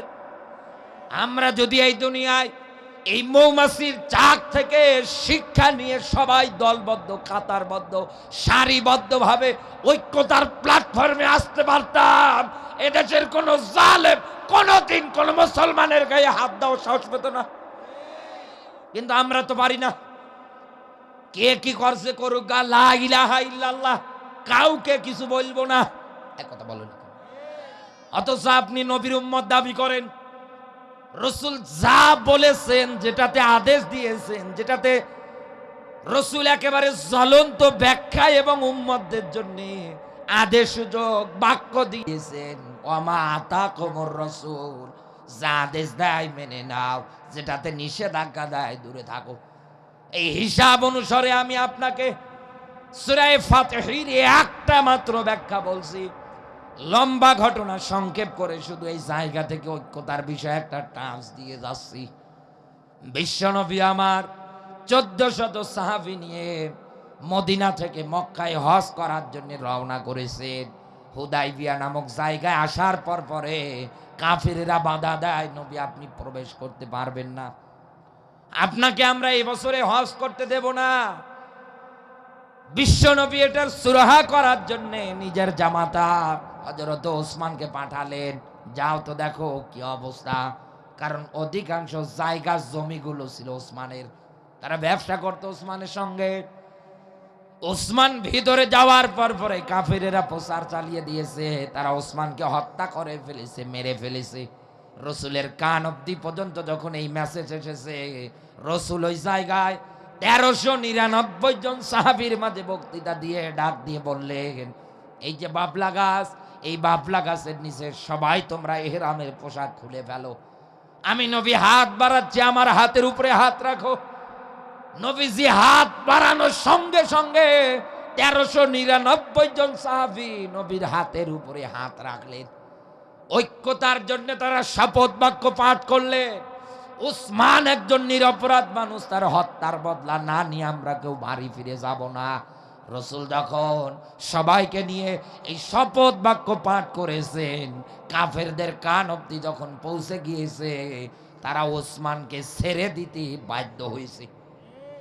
আজ যদি আপনি রসুলের এই আদর্শ থেকে শিক্ষা নিয়ে দুনিয়ায় ঐক্যতা অর্জন করে সামনের দিকে এগিয়ে যেতে পারতেন, এদেশের কোন জালেম কোন দিন কোন আলেমকে কারাগারে 3 বছর 14 বছর আটকানোর হিম্মত, সাহস দেখানোর শক্তি পেত না। কিন্তু আমরা এই দুনিয়ার ময়দানে তাকান, আমাদের মাঝে ঐক্যতা আনতে তো চাই না, বরং ঐক্যের জন্য যখন আপনি ডাক দেবেন, তখন কত মানুষ বলে আমরা কি মওদুদির সঙ্গে ঐক্য করব। ওরে শয়তান, তুই যে মার খাচ্ছিস, আজ হোক কাল হোক তোর নাক ফাটিয়ে ফেলছে, তোর যদি দুঃখ না হয় আমাদের তো হয়। এই কথা বলে, আমাদের তো কষ্ট লাগে। আমাদের দিনী ভাই তুমি না ভাবতে পারো, কিন্তু আমরা ভাবি। আপনি আবার একটা দেহের মতো, একটা বডির মতো, আপনার গায়ে হাত দেওয়া মানে আমার গায়ে হাত দেওয়া। এটা আপনি নাক ফাটার পরেও টের পান না। আপনাকে ঐক্যতার জন্য আহ্বান করা হয়, আপনি আবার বক্তৃতা দেন, জামাতের প্রয়োজন যেখানে লাগবে ওই জায়গা শেষ হবে। ছাত্র শিবিরেরা উচ্ছৃঙ্খল, বেআমল, বেয়াদব, এই কথা বলে। কত মানুষের মুখে আপনি দাড়ি দেখবেন, টুপি দেখবেন, তাদের বক্তৃতাগুলো এইরকম। আগে পরে যা হয়েছে হয়েছে, মিলিয়ে রাখেন। সেদিন আমাদের আমির সাহেব গিয়েছিল, হাতে হাত রেখেছে। ইসলামে যতগুলো দল আছে সবাই যদি এই রকম করে দল মত নির্বিশেষে ঐক্যতার কাতারে সামিল হয়, এ বাংলার মাটিতে কোন জালেম কোনদিন ক্ষমতায় বসার মতো সাহস শক্তি পাবে না। কারণ এদেশের মানুষের বিশ্বাস, আমরা চাচা এরশাদের শাসন দেখেছি, 2 বুবুর শাসন দেখেছি, মোসপাকা মজিবর কি করেছে সেটাও দেখেছি। আগামীতে আমরা একটা মাত্র কোরআনের শাসন দেখতে চাই, সেটাই হচ্ছে আল্লাহর বিধানের। কোন জালেমের অস্তিত্ব ঠাঁই বাংলার মাটিতে হবে না। কিন্তু যখনই আপনি এরকম করে ঐক্যতার কাতারে আসবেন, জালেমরা জ্বলবে, এটা স্বাভাবিক, এটা অস্বাভাবিকের কিছু না। এই জন্য আমি আপনাকে এই দুইটা পয়েন্ট দিয়ে আহ্বান করে গেলাম। আল্লাহর পথে লড়াই সংগ্রাম এমনি এমনি সম্ভব না। লড়াই সংগ্রামের মাধ্যমে যেহেতু আল্লাহর ভালোবাসা নৈকট্য পাওয়া যায় এবং শাহাদত প্রাপ্ত আপনি হয়ে যাবেন, আল্লাহ আপনার জীবনের অপরাধগুলো যেহেতু মাফ করবে, তাহলে বন্ধু আপনি কেন পিছিয়ে থাকবেন? আপনি যতটুকুন পারেন আমার সঙ্গে হাতে হাত রেখে ইসলামের জন্য এগিয়ে আসেন, এগিয়ে আসেন। আমি আপনাকে ডাকছি বন্ধু, দ্বীনের পথে, ইসলামের পথে। আমি আপনাকে ভালোবেসে মহব্বত করে ডাকছি।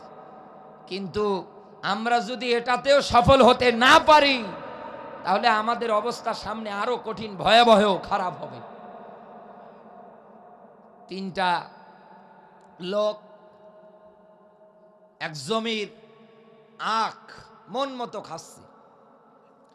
তার ভিতরে একজন মাত্র মুসলমান, আর দুইজন তালিকার মধ্যে একটাই খ্রিস্টান আর একটা ইহুদি। জমির আখ ওলা এই দৃশ্য দেখার পর পরে বলছে, এত বড় সাহস, আমার জমির আখ ভাঙবে মানে? এসে তাকিয়ে দেখছে এগুলো তো দেখা যাচ্ছে দুইটা অন্য ধর্মের, আর একটা মনে হয় আমার জাইদ ভাই। তো এরা তো তিনজন, আমি তো একাই এই তিনজনের সাথে পাবো না। ডাক দিয়ে বলছে, ঠিক আছে, এই জায়গায় টেকনিক হেকমত অবলম্বন করা লাগবে। মুসলমানের কাছে গিয়ে ডাক দিয়ে বলে, মুসলমান, তুই আমার ভাই, তুই আমার এই জমির আখ সব খা, আমার নিষেধ নাই, কিন্তু এই বেটা ইহুদি এখানে আমার জমির আখ ভাঙবে। এ তো অন্য রাষ্ট্রের লোক, এরা তো বড় সাহস, কে দিল আখ ভাঙ্গা? বলছে, তাই তো। এই তোরে কে আখ ভাঙতে বলতে বলছে, আপনি ভাঙলেন। আবার বলছে, মুসলমান বলছে, দেখ কিন্তু লাইন ছাড়া কথা বলছে, পিটিয়ে সদা করব। বলে, আপনি কি এখনো না পিটিয়ে দাঁড়িয়ে আছেন? মারেন। তিনজন মিলিয়ে ইহুদির এমন মার মেরেছে, ও ছাতার মাটিতে শুয়ে পড়ে আর দাঁড়াতে পারছে না। মুসলমান এবার ডাক দিয়ে বলছে, দেখ তুই আমার মুসলমান ভাই, সব আখ খা, তো 14 গোষ্ঠী মিলে খা, আমার অসুবিধা নেই, কিন্তু এই বেটা খ্রিস্টান আমার জমির আখে হাত দেবে কেন? বলছে, তাই তো, ফাটান। এখনো দাঁড়িয়ে আছে, একে ওর মতো করে, খ্রিস্টানকে মেরে ওর মতো করিস। দুইটা এবার মাটির মধ্যে ব্যথার যন্ত্রণায় কাতরা কাতরি করছে। মুসলমান এবার মুস্কি মুস্কি হাসে আর ডাক দিয়ে বলে, বেটা তুই কিন্তু একা, এইবার তোর 12টা বাজাবো আমি। এবার আচ্ছা মতো ওরে সাইজ করছে। মুসলমান হাসির খোরাক না, এখানে একটা শিক্ষা নেন, সে হোক ইহুদি, হোক খ্রিস্টান, হোক সে মুসলমান, তিনজনেই কিন্তু মানুষের জমিতে না বলে আখ ভেঙ্গে সমান অপরাধী। ওই জায়গার মধ্যে তিনজনেই যদি এটা মাথায় রেখে এই জমিওয়ালাকে দেখার পর পরে তিনজনে আখ হাতে নিয়ে যদি বলতো, আয়, সাহস থাকলে আয়, যার আখ, ও পালানোর জন্য রাস্তা খুঁজে পেত না। এই কথা বলে যে এই জায়গায় তো আমি একা, আর ওরা তো তিনজন, আমি একটা মারতে ওরা তিনটা মারবে। আর যদি আমরা মুসলমান দল মত নির্বিশেষে, কে আওয়ামী লীগ, কে বিএনপি, কে জামাত, কে হেফাজত, কে চরমোনাই, কে জাসদ, কে বাসদ, সব ভেদাভেদ ভুলে গিয়ে এক কাতারে দাঁড়াতে পারতাম, এই জমিনে আল্লাহর দ্বীন ইসলাম জিন্দা করা সম্ভব ছিল। এখন আপনি তাকিয়ে দেখেন, 12 জনে 12 দিকে, কোন দিকে যাবে মানুষ বলেন তো? যাবে কোন দিকে? এই জন্য আল্লাহ নিরসন দিয়েছে কোরআনে, সাফান কান্নাহুম বুনিয়ানুম মারসুস। আমি তো ভালোবাসি তাদের যারা দুনিয়ায় দলবদ্ধ ভাবে ঐক্যতার কাতারে সামিল হয়ে দুনিয়ায় লড়াই সংগ্রাম করে। বদরে যারা যুদ্ধ করতে এসেছিল ওই সময়ে 17ই রমজানে 313 জন মুজাহিদ, একজনেরও কিন্তু মনোযোগ অন্যদিকে ছিল না। যে 313 জন মুজাহিদ এসেছিল, সবার মনের একটাই চাওয়া, জীবন যদি দেওয়া লাগে দেব, তারপরেও এই জমিনে বাতিলদের কাছে মাথা নত আমরা করব না। এই ৩১৩ জন মুজাহিদ যখন ঐক্যতার প্ল্যাটফর্মে দাঁড়িয়েছে, বদরের ময়দানে আল্লাহ ফেরেশতা পাঠিয়ে পর্যন্ত মুসলমানদের বিজয় দেখিয়েছে। আপনিও আসেন, আজ ওই রকম করে এগিয়ে ঐক্যতার প্ল্যাটফর্মে দাঁড়ান। মুসলমানদের ভিতরে মুনাফিকি বাদ দেন, কুফরি মতবাদ বাদ দেন। ওয়ালা তাহিনু ওয়ালা তাহজানু, আল্লাহ বলেন বিজয় তো তোমাদের, কিসের চিন্তা, কিসের ভয়? দুনিয়ায় যদি তোমরা মুমিন হতে পারো, এ পৃথিবীর কোন জালেম শক্তিও তোমাদের বিজয় ঠেকাতে পারবে না। আজ আমরা মুমিন হতে পারি না, এটাই বড় সমস্যা। মুসলমান দাবি করে মুনাফিকি করে, মুসলমান দাবি করে সকলঘুরি করে। এই কথা বলেন না কেন? এই জমিন আপনি দিনের বিজয় দেখবেন কেমন করে? আজ তো মুমিন হতে পারি না আমরা, এই জন্যই তো মাইর খাচ্ছি। নবীজির প্রতি দরুদ মানবতার মুক্তির মডেল, মানবতার মহান আদর্শ, মানবতার শিক্ষা, নবিকুর শিরোমণি নবী মুহাম্মদ সাল্লাল্লাহু আলাইহি ওয়াসাল্লাম। আপনারা কি বিরক্ত হচ্ছে? সামনে কি তেলাত কি তো আয়াতে যাব? জবান সেরে কোরআনের সোনালী আয়াত আমার সঙ্গে পড়ে না। আউযু বিল্লাহি মিনাশ শাইতানির রাজিম। বিসমিল্লাহির রহমানির রহিম।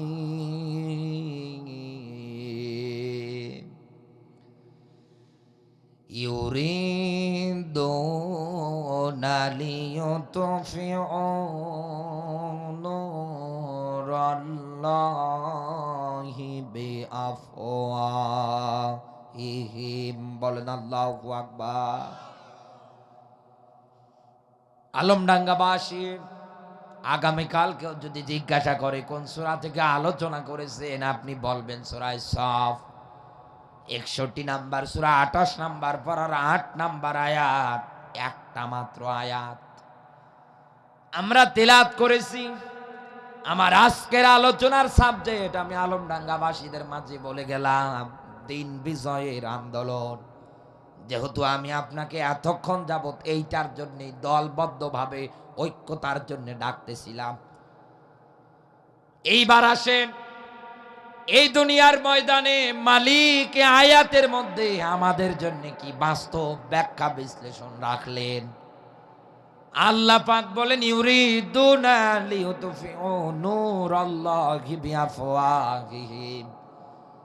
কাফের বেঈমান যারা আছে, মুনাফিক যারা আছে, ইসলামের ঘর বিরোধী যারা আছে, তারা এই দুনিয়ার ময়দানে আল্লাহর ইসলাম, আল্লাহর নিয়ম নীতি, আল্লাহর নূরটাকে নিভিয়ে দিতে চাইবে। কেমনে? আফওয়াহিহি, মুখের ফুৎকারের মাধ্যমে।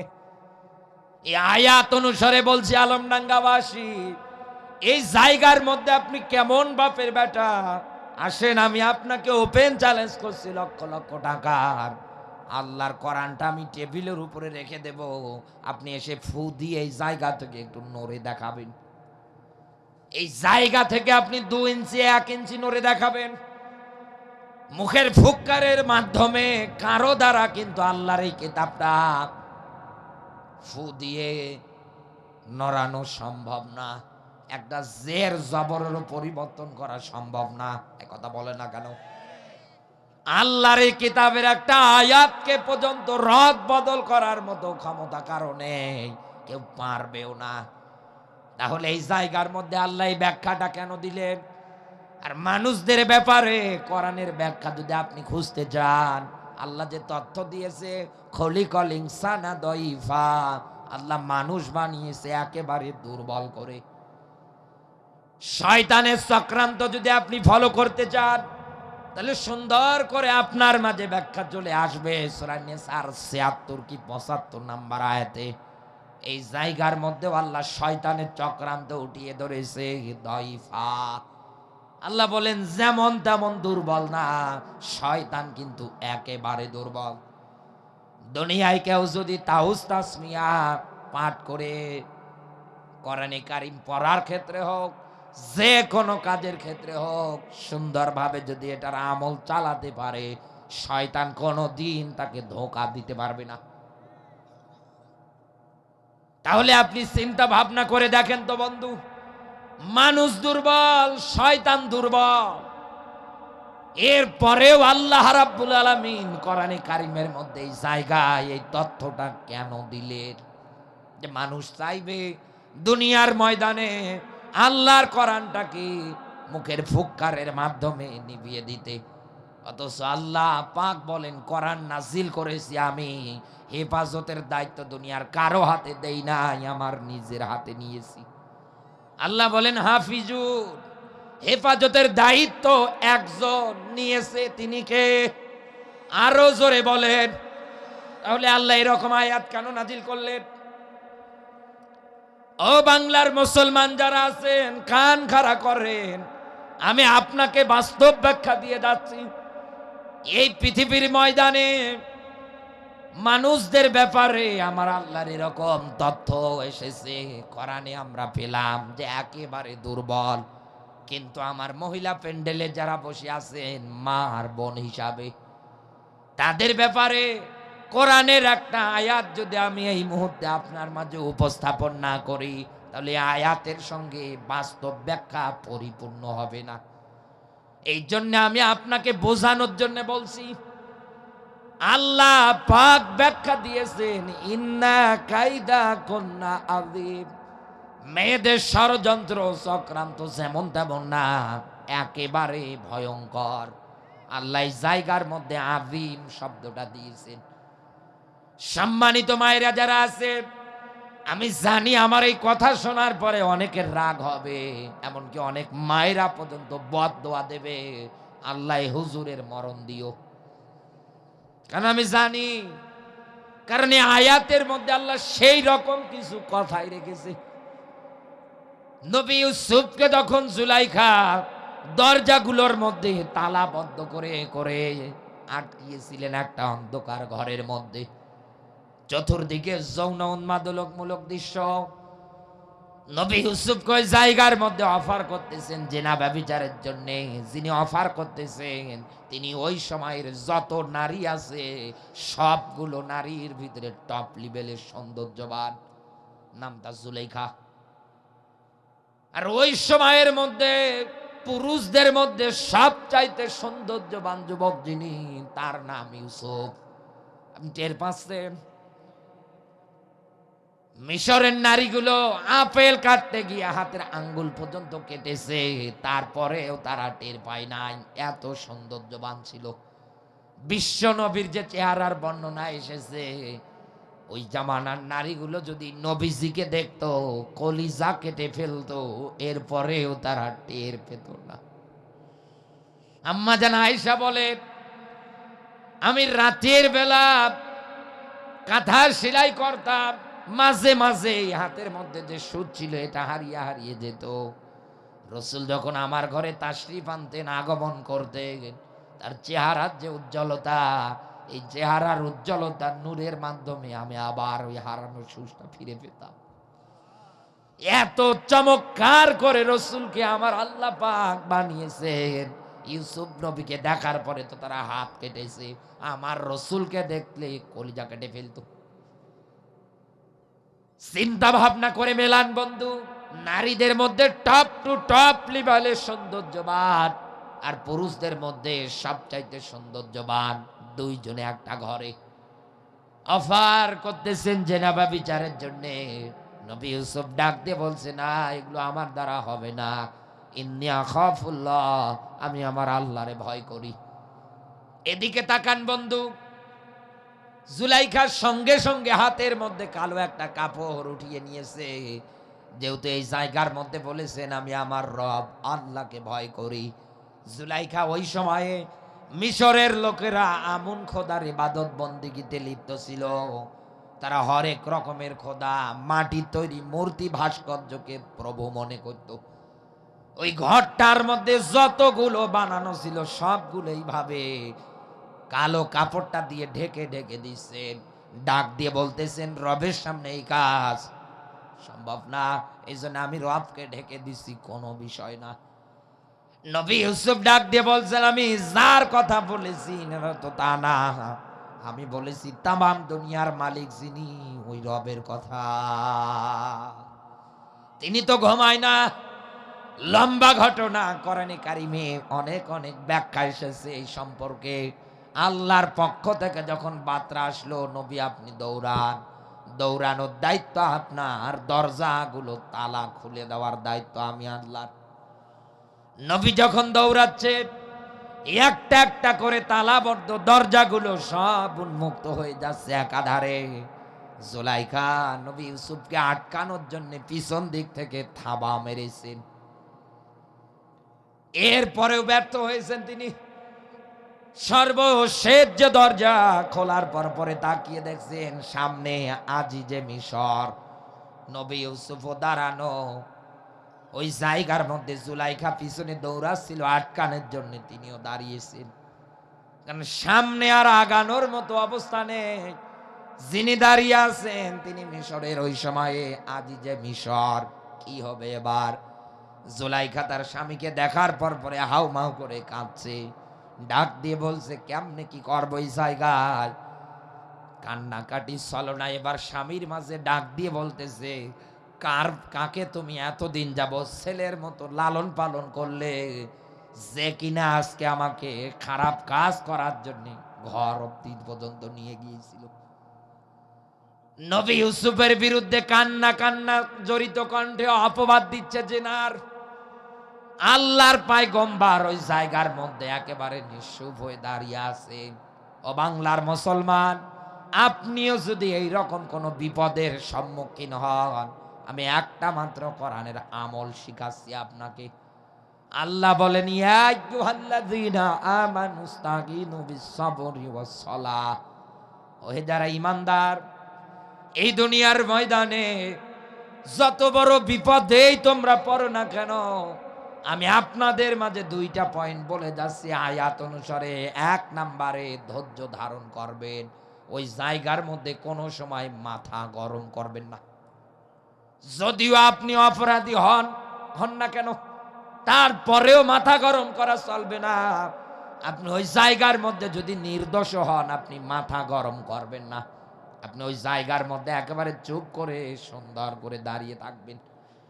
নবী ইউসুফ ওই জায়গায় নীরবতা পালন করছে, কোনো কিছুই বলছে না। আর একটা পয়েন্ট এসেছে, সাহাবীরা যেটা আমল করতেন, বিপদ আসলে তারা নামাজের মধ্যে দাঁড়িয়ে যেতেন। সাহাবীদের পেটে ব্যথা হলে পর্যন্ত তারা নামাজের মাধ্যমে আল্লাহর কাছে সাহায্য চাইতেন। এই জন্যই তো কোরআনে ব্যাখ্যা এসেছে ইন্নাল্লাহা মা'আস সাবিরিন, আল্লাহ রাব্বুল আলামিন ধৈর্যশীল মানুষ যারা আছে তাদেরকে ভালোবাসে। বাংলার মুসলমান যারা আছে, নবী ইউসুফ ওই জায়গার মধ্যে কোনো কিছু বলছে না, চুপ করে আছেন। জুলাইখা মন মতো অপবাদ দিয়ে যাচ্ছেন। আল্লাহর নবীর বিরুদ্ধে ওই সময় যদি আজিজে মিশর মৃত্যুদণ্ড রায় দিয়ে দিত, জেনার ঘাড় থেকে গর্দানটা আলাদা করে ফেলো, ওই সময় কিন্তু এই রায় কেউ পাল্টাতে পারত না। কারণ এটা আজিজে মিশরের হুকুম, কথা বলে রায় কেউ অমান্য করতে পারত। কিন্তু আল্লাহর পক্ষ থেকে বার্তা, ওই যে ছোট্ট দুধের বাচ্চাটা কান্নাকাটি করে, ওকে নিয়ে আসেন, ও আপনার চরিত্রের ব্যাপারে সার্টিফিকেট দেবে। ছোট্ট বাচ্চাটাকে নিয়ে এসেছেন, আসার পর পরে ওই জায়গার মধ্যে সুন্দর করে ব্যাখ্যা দিচ্ছেন, জামা যদি পিছন দিকে ছেঁড়া হয় জুলাইখা দোষী, আর জামা যদি সামনের দিকে ছেঁড়া হয় তাহলে ইউসুফ দোষী। সঙ্গে সঙ্গে তাকিয়ে দেখলেন জামাটা তো পিছন দিকে ছেঁড়া। আজ যে মিশর তার জবান দিয়ে কথাটাই বলেছেন, মেয়েদের ছলনা, মেয়েদের চক্রান্ত এত ভয়ঙ্কর আমি আগে জানতাম না। সেই কথাটাই আমার আল্লাহ পাক কোরআনের মধ্যে সুন্দর করে নোট করে দিয়েছে। একটাবার চিন্তা ভাবনা করে দেখেন তো বন্ধু, একটা পরিবারের মধ্যে একটা মেয়ে যদি চক্রান্ত করে, ওই পরিবারে ভাই ভাইয়ের সম্পর্ক শেষ হয়ে যায়। একটা পরিবারে যদি একটা মেয়ে চক্রান্ত করে, ওই পরিবারে তাকাবেন মা আর ছেলের সম্পর্কগুলো শেষ হয়ে যায়। শেষ পর্যন্ত মা বাবাকে এক মুঠ ভাত পর্যন্ত দিতে চায় না, কোনদিন মা বাবার খোঁজ খবর পর্যন্ত নেয় না। ও আলাদা সংসার গড়িয়ে ফেলেছে। ও শ্বশুর বাড়ির লোকজন যা বলে ওই তাই শোনে। এইরকম মনে হয় ছেলে এলাকায় নেই। অনেক আছে, আপনি আয়াতের বাস্তবতায় খুঁজে পাবেন, নিজের রক্তীয় বোনের সঙ্গে পর্যন্ত কথা বলে না। আরে ভাই, আপনি তো জান্নাতে যেতে চান, আমার মতো বড় হুজুরকে দাওয়াত দিয়ে বাড়িতে নিয়ে যান, মিলাদ পড়ি, আমি হুজুর খেয়ে দিয়ে দোয়া করি, রব্বির হামহুমা কামা রব্বায়ানি সগীরা। হুজুর সবার প্রথম বলছে, আল্লাহ আমার মা বাবাকে তোমার রহমতের কোলে লালন পালন করো। কারণ আপনি আমাকে ভাড়া করে নিয়ে গিয়েছেন। দোয়াটা কবুল হতেও পারে, নাও পারে, 50-50। এই কথা বলে না কেন? এটা যে কবুল হবে কোন মৌলবি বুকে হাত দিয়ে গ্যারান্টি দিতে পারবে না। এটা তো ভাড়াটিয়া। 50-50। আপনি ওই জায়গার মধ্যে হুজুরের জন্য এত পরিমাণে খাবার রান্না করেছেন, গরুর গোস্ত, মুরগির গোস্ত, খাসির গোস্ত, এটা সেটা আপনি করেছেন, হুজুর খান। অথচ বৃদ্ধা বাবাটা কতদিন হয় গোস্ত খায় না, সে বাবা ছাড়া আর কেউ বলতে পারবে না। মাটা কতদিন হয় ভালো মন্দ কোনো কিছু খায় না, ও মা ছাড়া আর কেউ বলতে পারবে না। আপনি মা বাবাকে না খাইয়ে বড় হুজুর মাওলানাকে নিয়ে গিয়ে খাওয়াচ্ছেন। আমি বলছি বন্ধু, 4 আনারও মূল্য নেই। জান্নাত তো দূরে থাক, কারণ এই মা বাপ আপনার জন্য জান্নাত, এই মা বাপ আপনার জন্য জাহান্নাম। আর এই জায়গায় মিলিয়ে দেখেন, 100টা পরিবারের 95টা পরিবারে এমন বৌমা আসে যারা স্বামীর মা বাবারে সহ্যই করতে পারে না। এদেশের 100টা জামাইয়ের মধ্যে 95টা জামাই শ্বশুর শাশুড়িকে যে পরিমাণ সম্মান, শ্রদ্ধার শহীদ, মোহাব্বত, ভালোবাসার চোখ দিয়ে তাকায়, এরকম করে আপনি মিলিয়ে দেখেন বন্ধু, 100টা বৌমার মধ্যে 95টা বৌমাকেও আপনি পাবেন না। ও কেমন করে পরিবারের মধ্যে ফাটল ধরানো যায় এই চিন্তা নিয়ে ব্যস্ত থাকে। একটা পরিবারে যদি মেয়ের চক্রান্তে এইরকমটা প্রভাব হয়, আর রিজালু কাওয়ামুনা আলান নিসা, নেতৃত্ব দেবে পুরুষেরা, মেয়েরা এ নেতৃত্ব মেনে নিয়ে চলবে। সেই হিসাব অনুসারে মেলা এই বাংলাদেশে মেয়েরা ভ্যানিটি ব্যাগ ঘাড়ে নিয়ে বাজারের মধ্যে হুড় করে হাঁটাহাঁটি করছে, আর পিছনে যুবক মানুষ বাচ্চা কোলে নিয়ে যায়, মনে হয় আগেরটা মিস্ত্রি, পিছনেরটা জোগাইলে। অবস্থা তো এইরকম। অথচ ইসলাম জানিয়েছে নেতৃত্ব দেবে পুরুষেরা, আর মেয়েরা এ নেতৃত্ব মেনে নেবে। কারণ নেতৃত্ব দেওয়ার জন্য আল্লাহ দুনিয়ায় পুরুষদেরকে তার স্ত্রীর জন্য প্রেসিডেন্ট করে বানিয়েছে। কোন মেয়ের ব্যাপারে তো এরকম আয়াত নেই যে মেয়েরা নেতৃত্ব দেবে, তোমরা মেনে নাও। কই আপনি দেখান তো আমাকে। আর বাংলাদেশে এই চেয়ারে বসা নিয়ে পর্যন্ত দেখেন লাফালাফি করছে একাধারে ওরাই। আমেরিকার দিকে তাকান, একটা খ্রিস্টান রাষ্ট্র, কোনোবার কোনো মেয়েকে চেয়ারে বসতে দেয় না। আরে ভাই, আপনি কোরআন নিয়ে গবেষণা না করলে ওরা কিন্তু গবেষণা করে। ওরা ভালো করে জানে এই মেয়েরা আগুন জ্বালাতে পারে, ও ছাতা নেভাতে পারে না। এই জন্যই তো ফায়ার সার্ভিসে এদের কোনোবার নিয়োগ দেয় না। এরা আগুন জ্বালাতে পারে বন্ধু, কোনোভাবেই এরা আগুনটা নেভাতে পারে না। ও আলমডাঙ্গার মুসলমানেরা, কান খাড়া করে মিলিয়ে যান। একটা পরিবারে একটা মেয়ের চক্রান্তে যদি এত পরিমাণে ক্ষয়ক্ষতি হয়, রক্তীয় সম্পর্কগুলো ভেঙ্গে যদি খান খান হয়ে যায়, চুরমার হয়ে যায়, পুরো পরিবারে কারো সঙ্গে কারো যদি মিল মহাব্বত না থাকে, তাহলে এই মেয়েরা যদি একবার চেয়ারে বসে দেশ পরিচালনা শুরু করে দেয়, দেশে তো দাউ দাউ করে আগুন জ্বলবে। আরে এতদিনেই তো আপনি এই আগুনটাই দেখেছেন। এই কথা বলে সেই হিসাব অনুসারে মেলান তো। আবার আপনি এই রকম সিদ্ধান্ত কি নেবেন? আপনি নেতৃত্ব দেওয়ার জন্য দুনিয়া এসেছেন, আপনি আপনার স্ত্রীর জন্য গাইডলাইন, অভিভাবক।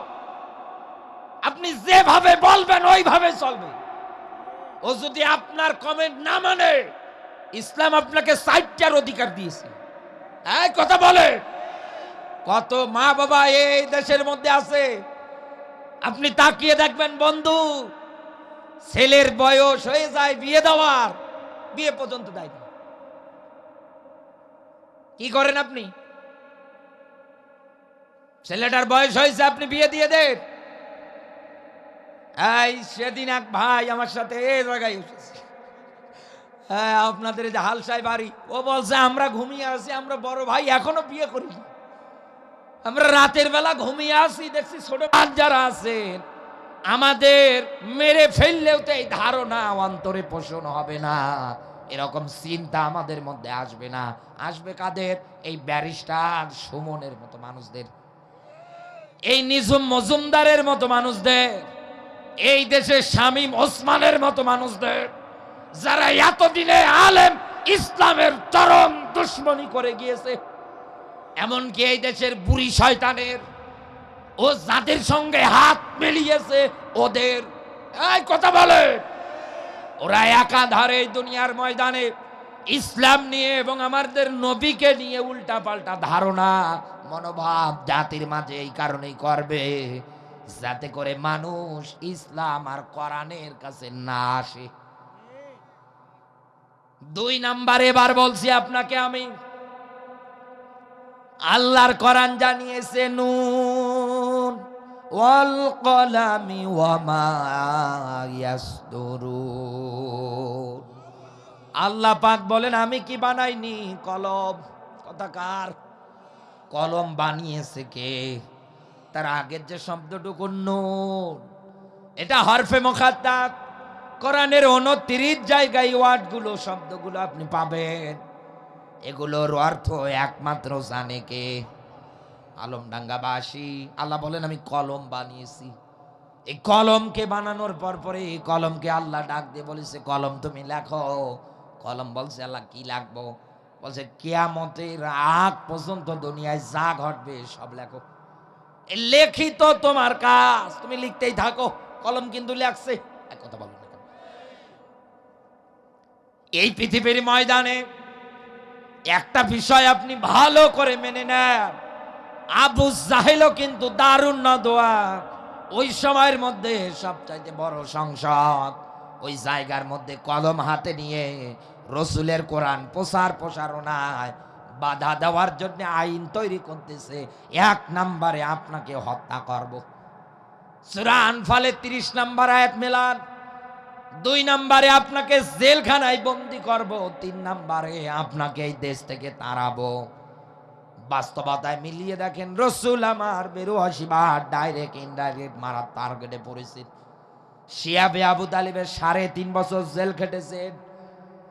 আল্লাহর নবী, বিশ্ব নবী জন্মভূমি ত্যাগ করে নানা দেশ মদিনাতে পর্যন্ত হিজরত করেছেন।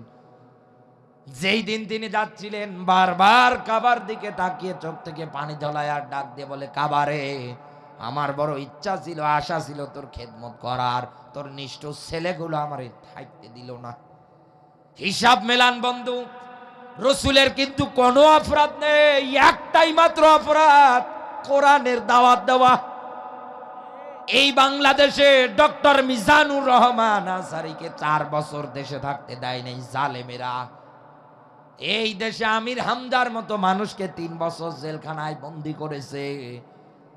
মামুনুল হক মতো আলেমকে জেলখানায় আটকিয়েছে। কোরআনের পাখির মতো তাফসীরের সম্রাটকে 14 বছর জেলখানায় জালেমেরা। মোসফাকা মুজিবরের মেয়ে এমনি আটকায় না, কারণ ভালো করে জানে একবার যদি এই কোরআনের বাস্তব ব্যাখ্যা মানুষ বুঝে যায়, আমাকে জুতা পিটা করে মানুষ এই চেয়ার থেকে নামাবে।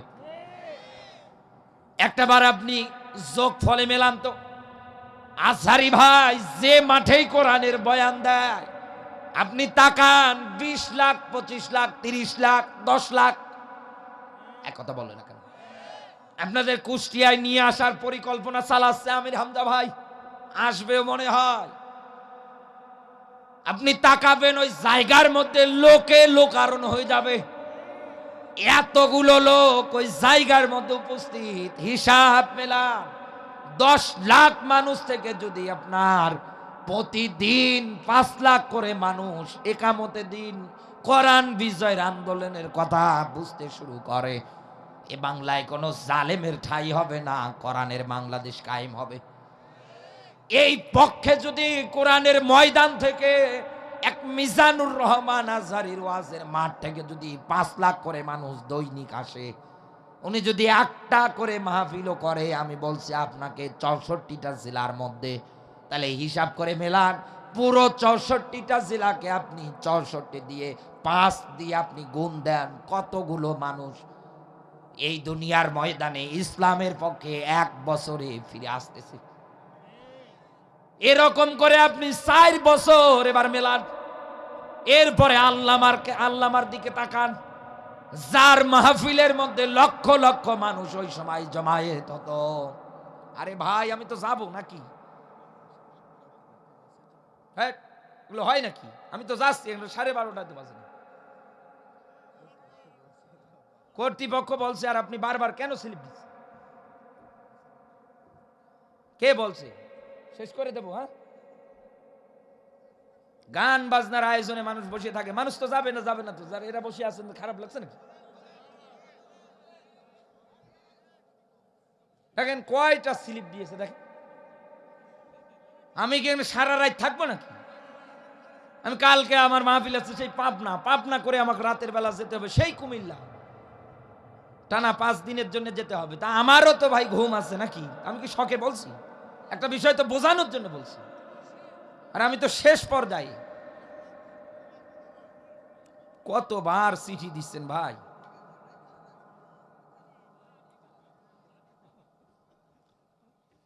আমার বন্ধুরা এদিকে তাকান, আজহারি ভাইয়ের মাঠ থেকে যদি মানুষ এই পরিমাণ কোরআনের পথে ইসলামের পথে ফিরে আসে, আল্লামার মাঠ থেকে যদি এই পরিমাণ ফিরে আসে, আমির হামজা ভাইয়ের কোরআনের দাওয়াতে মানুষ যদি ফিরে আসে, আর আমরা যারা আছি ছোট মোটো আমাদের ডাকেও যদি মানুষ ফিরে আসে, এরকম করে হিসাব মেলান বন্ধু, এই জমিনে ইসলাম কায়েম করতে কিন্তু বেশি সময় লাগবে না। এই জন্যই তো জালেমদের সূক্ষ্ম ষড়যন্ত্র, আবু জাহেল যেমন করেছিল জেলে বন্দি করবো, নতুবা দেশ থেকে তাড়াবো, নতুবা আপনাকে হত্যা করে ফেলবো। আপনি মিলিয়ে দেখেন এই দুনিয়ার ময়দানে কত আলেমদেরকে বিনা কারণে ফাঁসিতে ঝুলিয়ে এনারা মৃত্যুদণ্ড দিয়েছে। হিসাব মেলান তো আপনি তো আছেন সেই ফু নিয়ে পড়ে। এই ফুর মধ্যে যে এত ব্যাখ্যা লুকিয়ে আছে, নিজের ব্রেন বুদ্ধি দিয়ে একটাবার চিন্তা ভাবনা করে মিলিয়ে দেখেন, খাপের খাপ মমতাজের বাপ, এই পয়েন্টগুলো মিলে যায়। দ্বিতীয়ত, আপনি যেই মোবাইল কিনেছেন, এই মোবাইলের মধ্যে ফেসবুক বলেন, ইউটিউব বলেন, ভিডম্যাট বলেন, টিউবম্যাট বলেন, যা কিছু চালাচ্ছেন, একটাও কিন্তু মুসলমানেরা নিয়ন্ত্রণ করে না, সবগুলোই নিয়ন্ত্রণ করে ইহুদি আর খ্রিস্টানেরা। একথা বলে না কেন? এখানে কত মানুষ বসে আছে, নামাজ পড়তে পারে 5 ওয়াক্ত, মোবাইলটা চেক করে দেখেন গান দিয়ে ভরা। অথচ আল্লাহর কোরআন জানিয়েছে মানুষদের ভিতরে এমন একদল মানুষ আছে, অমিনান নাসি, এমন একদল মানুষ আছে টাকা পয়সা দিয়ে বাদ্যযন্ত্র গান বাজনাগুলো করে, আর এগুলো তো তাদেরকে আল্লাহর পথ থেকে দূরে সরে নিয়ে যায়। আল্লাহ বলেন ফাকাদ দাল্লা দালালাম বাহিদা, আমি আল্লাহ যদি একবার কাউকে পথহারা করে দেই, পথভ্রষ্ট করে দেই, পৃথিবীর কে আছে তাদেরকে আর রাস্তা দেখাবে? ও বাংলার মুসলমান, হিসাব অনুসারে এবার মেলা। আজ আমাদের পরিবারগুলোর মধ্যে গান বাজনা দিয়ে ভরা। এই কথা বলে, আজ আমাদের মেয়ে ছেলেরা গান বাজনার প্রতি আকৃষ্ট বেশি। এদেশে কনসার্টের আয়োজন হলে লোকে লোকারণ, কোরআনের মাহফিল হলে লোক পাওয়া যায় না। বাস্তবতা তো এটাই। একজন হাজী সাহেব 3 বার হজ করে আসার পরে মনস্থ করেছে কাবা ঘর দেখবো। ওই মোবাইলে ডাটা চালু করে দিয়ে তাকিয়ে দেখছে ইউটিউবে গিয়ে লেখার আগে পরিমণির মতো নষ্টা চরিত্রার মেয়েরা হাজির। ওর কনসার্ট বন্ধ করেছে তো সিরাজগঞ্জে না কোথায় জানো, ওর একটা কনসার্ট হওয়ার কথা ছিল, ওই জায়গাটা বন্ধ করেছে। এই জন্য আবার ক্ষোভ প্রকাশ করছে মুসলমানদের উপরে, যে দেশের হুজুরেরা ক্ষমতায় যেতে না যেতেই আমার কনসার্ট বন্ধ করে দিল। এই নিয়ে ও একটা বিবৃতি পোস্ট করেছে ওর ফেসবুক পেজের মধ্যে। ও জাতির মাঝে ব্যাখ্যা চেয়েছে এটার, এই বাংলাদেশে মুসলমানদের শরীরে এক বিন্দু রক্ত থাকতেও এইসব জালেমদের কোন কনসার্টের আয়োজন বাংলার মাটিতে করতে দেওয়া হবে না। কারণ যেটাতে মুসলমানদের ঈমান নষ্ট হয়ে যায়, এই রকম আয়োজন যেন বাংলার মাটিতে কেউ করতে না পারে। এটা আপনার ঈমানের দায়িত্ব। আপনার এই দুনিয়ায় ঈমান আছে কিনা এটা আপনি টেস্ট করবেন এইভাবে, যখন সমাজের মধ্যে ভালো কাজ হবে দেখার পর পরে আনন্দ লাগবে, যখন দেখবেন খারাপ কাজ হবে আপনার মনের মধ্যে কষ্ট লাগবে। এটাই তো ঈমান। আল্লাহর বান্দা কাবা ঘর দেখার জন্য ইউটিউবে গিয়েছে, সার্চ করার আগেই দেখছে ওই রকম কায়দায় এসে হাজির। নাউজুবিল্লাহ বলে মোবাইলটা রেখে চলে এসেছি। দ্বিতীয়বার আবার গিয়েছে একই কেস, তৃতীয়বার আবার গিয়েছে, সার্চ করার আগে উল্টা পাল্টা সব কি আসে। আল্লাহর বান্দা রাগ করে বলছে টাকা পয়সা এক জায়গায় করে রমজানে উমরায় যাবো, তাও আর কাবা ঘর দেখবো না মোবাইলে। একটাবার চিন্তা করেন তো বিবেকের কাছে প্রশ্ন রেখে, একজন তাকওয়াবান পরহেজগার মানুষ, তিনি না হয় আল্লাহর ভয় ভীতি অন্তরের মধ্যে তৈরি করে এই খারাপ দৃশ্যগুলো থেকে ফিরে এসেছে। এই বাংলাদেশে এখন উঠতি বয়সের যুবক যুবতী যারা আছে, তারা যদি এই মোবাইলের মধ্যে ভিডিওগুলো পায়, তারা তো ভিডিও নিয়ে পিএইচডি ডিগ্রি অর্জন করবে। এই জন্যই তো এই দেশে আজ পরকিয়া বাড়ছে। কোথায় ছেলের বাড়ি বেলতলা, আর এদিকে কোথায় মেয়ের বাড়ি কাঁঠালতলা। এখান থেকে এখানে লাইন হচ্ছে মোবাইলে। এই কথা বলেন, হিসাব করে মিলিয়ন তো কোনোদিন দেখেও না, চেনেও না, জানেও না। হঠাৎ একদিন এসে পরিচয় হওয়ার পর পরে বাদাম কিনে গিয়ে দুইজনে চলে যাচ্ছে, দুইজনের হাত ধরে ইসলাম ডারাজ 12টা বাজাচ্ছে এই মোবাইল ফোনগুলো। আর এগুলো একটাও তো মুসলমানেরা নিয়ন্ত্রণ করে না, সবগুলো ইহুদি আর খ্রিস্টানদের হাতে। তারা কোনোদিন চাইবে না এদেশের মুসলমান যারা আছে ওরা ফেসবুক ইউটিউবের মধ্যে ভালো কিছু পাক। আপনি একটা ওয়াজ ছাড়ার পরে ভিউ পাবেন না, আর তো একটা গান কনসার্ট আপলোড দিয়ে দেখেন মিলিয়ন মিলিয়ন ভিউ আসছে। এই দুনিয়ার ময়দানে এইভাবে তারা ইসলামটাকে বিদায় করার জন্য হাজারো চেষ্টা, হাজারো ষড়যন্ত্র চালাবে। আল্লাহ বলেন আমি যেহেতু আমার বান্দাদের কথা দিয়েছি, কি আল্লাহু মুতিম্মু নূরিহি ওয়ালাউ কারিহাল কাফিরুন। আল্লাহ বলেন আমি কসম করে বলছি আমার নূর, আমার আলো আমি আল্লাহ জ্বালাবো, পৃথিবীর কেউ কোনোদিন এটা নিভাতে পারবে না। একজন আলেমকে বিদায় করবেন, আল্লাহ হাজারটা তৈরি করবে। আপনি একজন মুফাসসিরকে কোরআনের ময়দানে কথা বলতে দেবেন না, আল্লাহ অন্য জায়গার মধ্যে লক্ষ লক্ষ মুফাসসিরের দ্বারা কোরআনের খেদমত করাবে। একটা গাছের ডাল কাটার পরে 7 দিন পরে দেখতে যাবেন ওই জায়গা থেকে আরো 8টা 10টা সুন্দর করে মাথা বের করতেছে। কথা বলে না কেন? তার মানে এখান থেকে এটাই প্রমাণিত, আপনি এক আল্লামাকে বিদায় করে মনে করেছিলেন এই বাংলাদেশে কোরআনের তাফসীর করার মতো আর মনে হয় কেউ থাকবে না।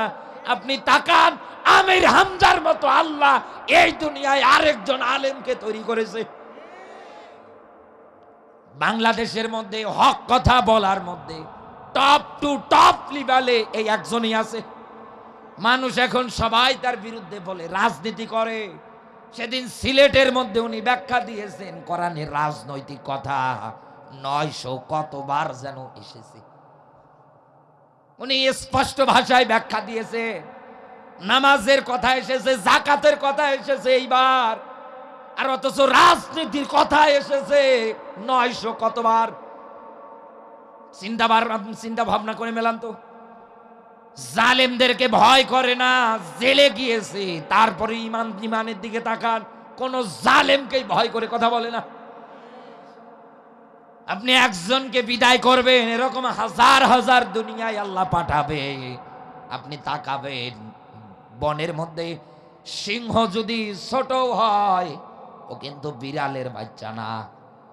ও যত বড় হবে, একবার দেখবেন বাঘের সিংহ যখন বনের মধ্যে হুঙ্কার ছেড়ে দেবে, ওই জায়গায় অন্যান্য যারা আছে পালানোর রাস্তা পাবে না।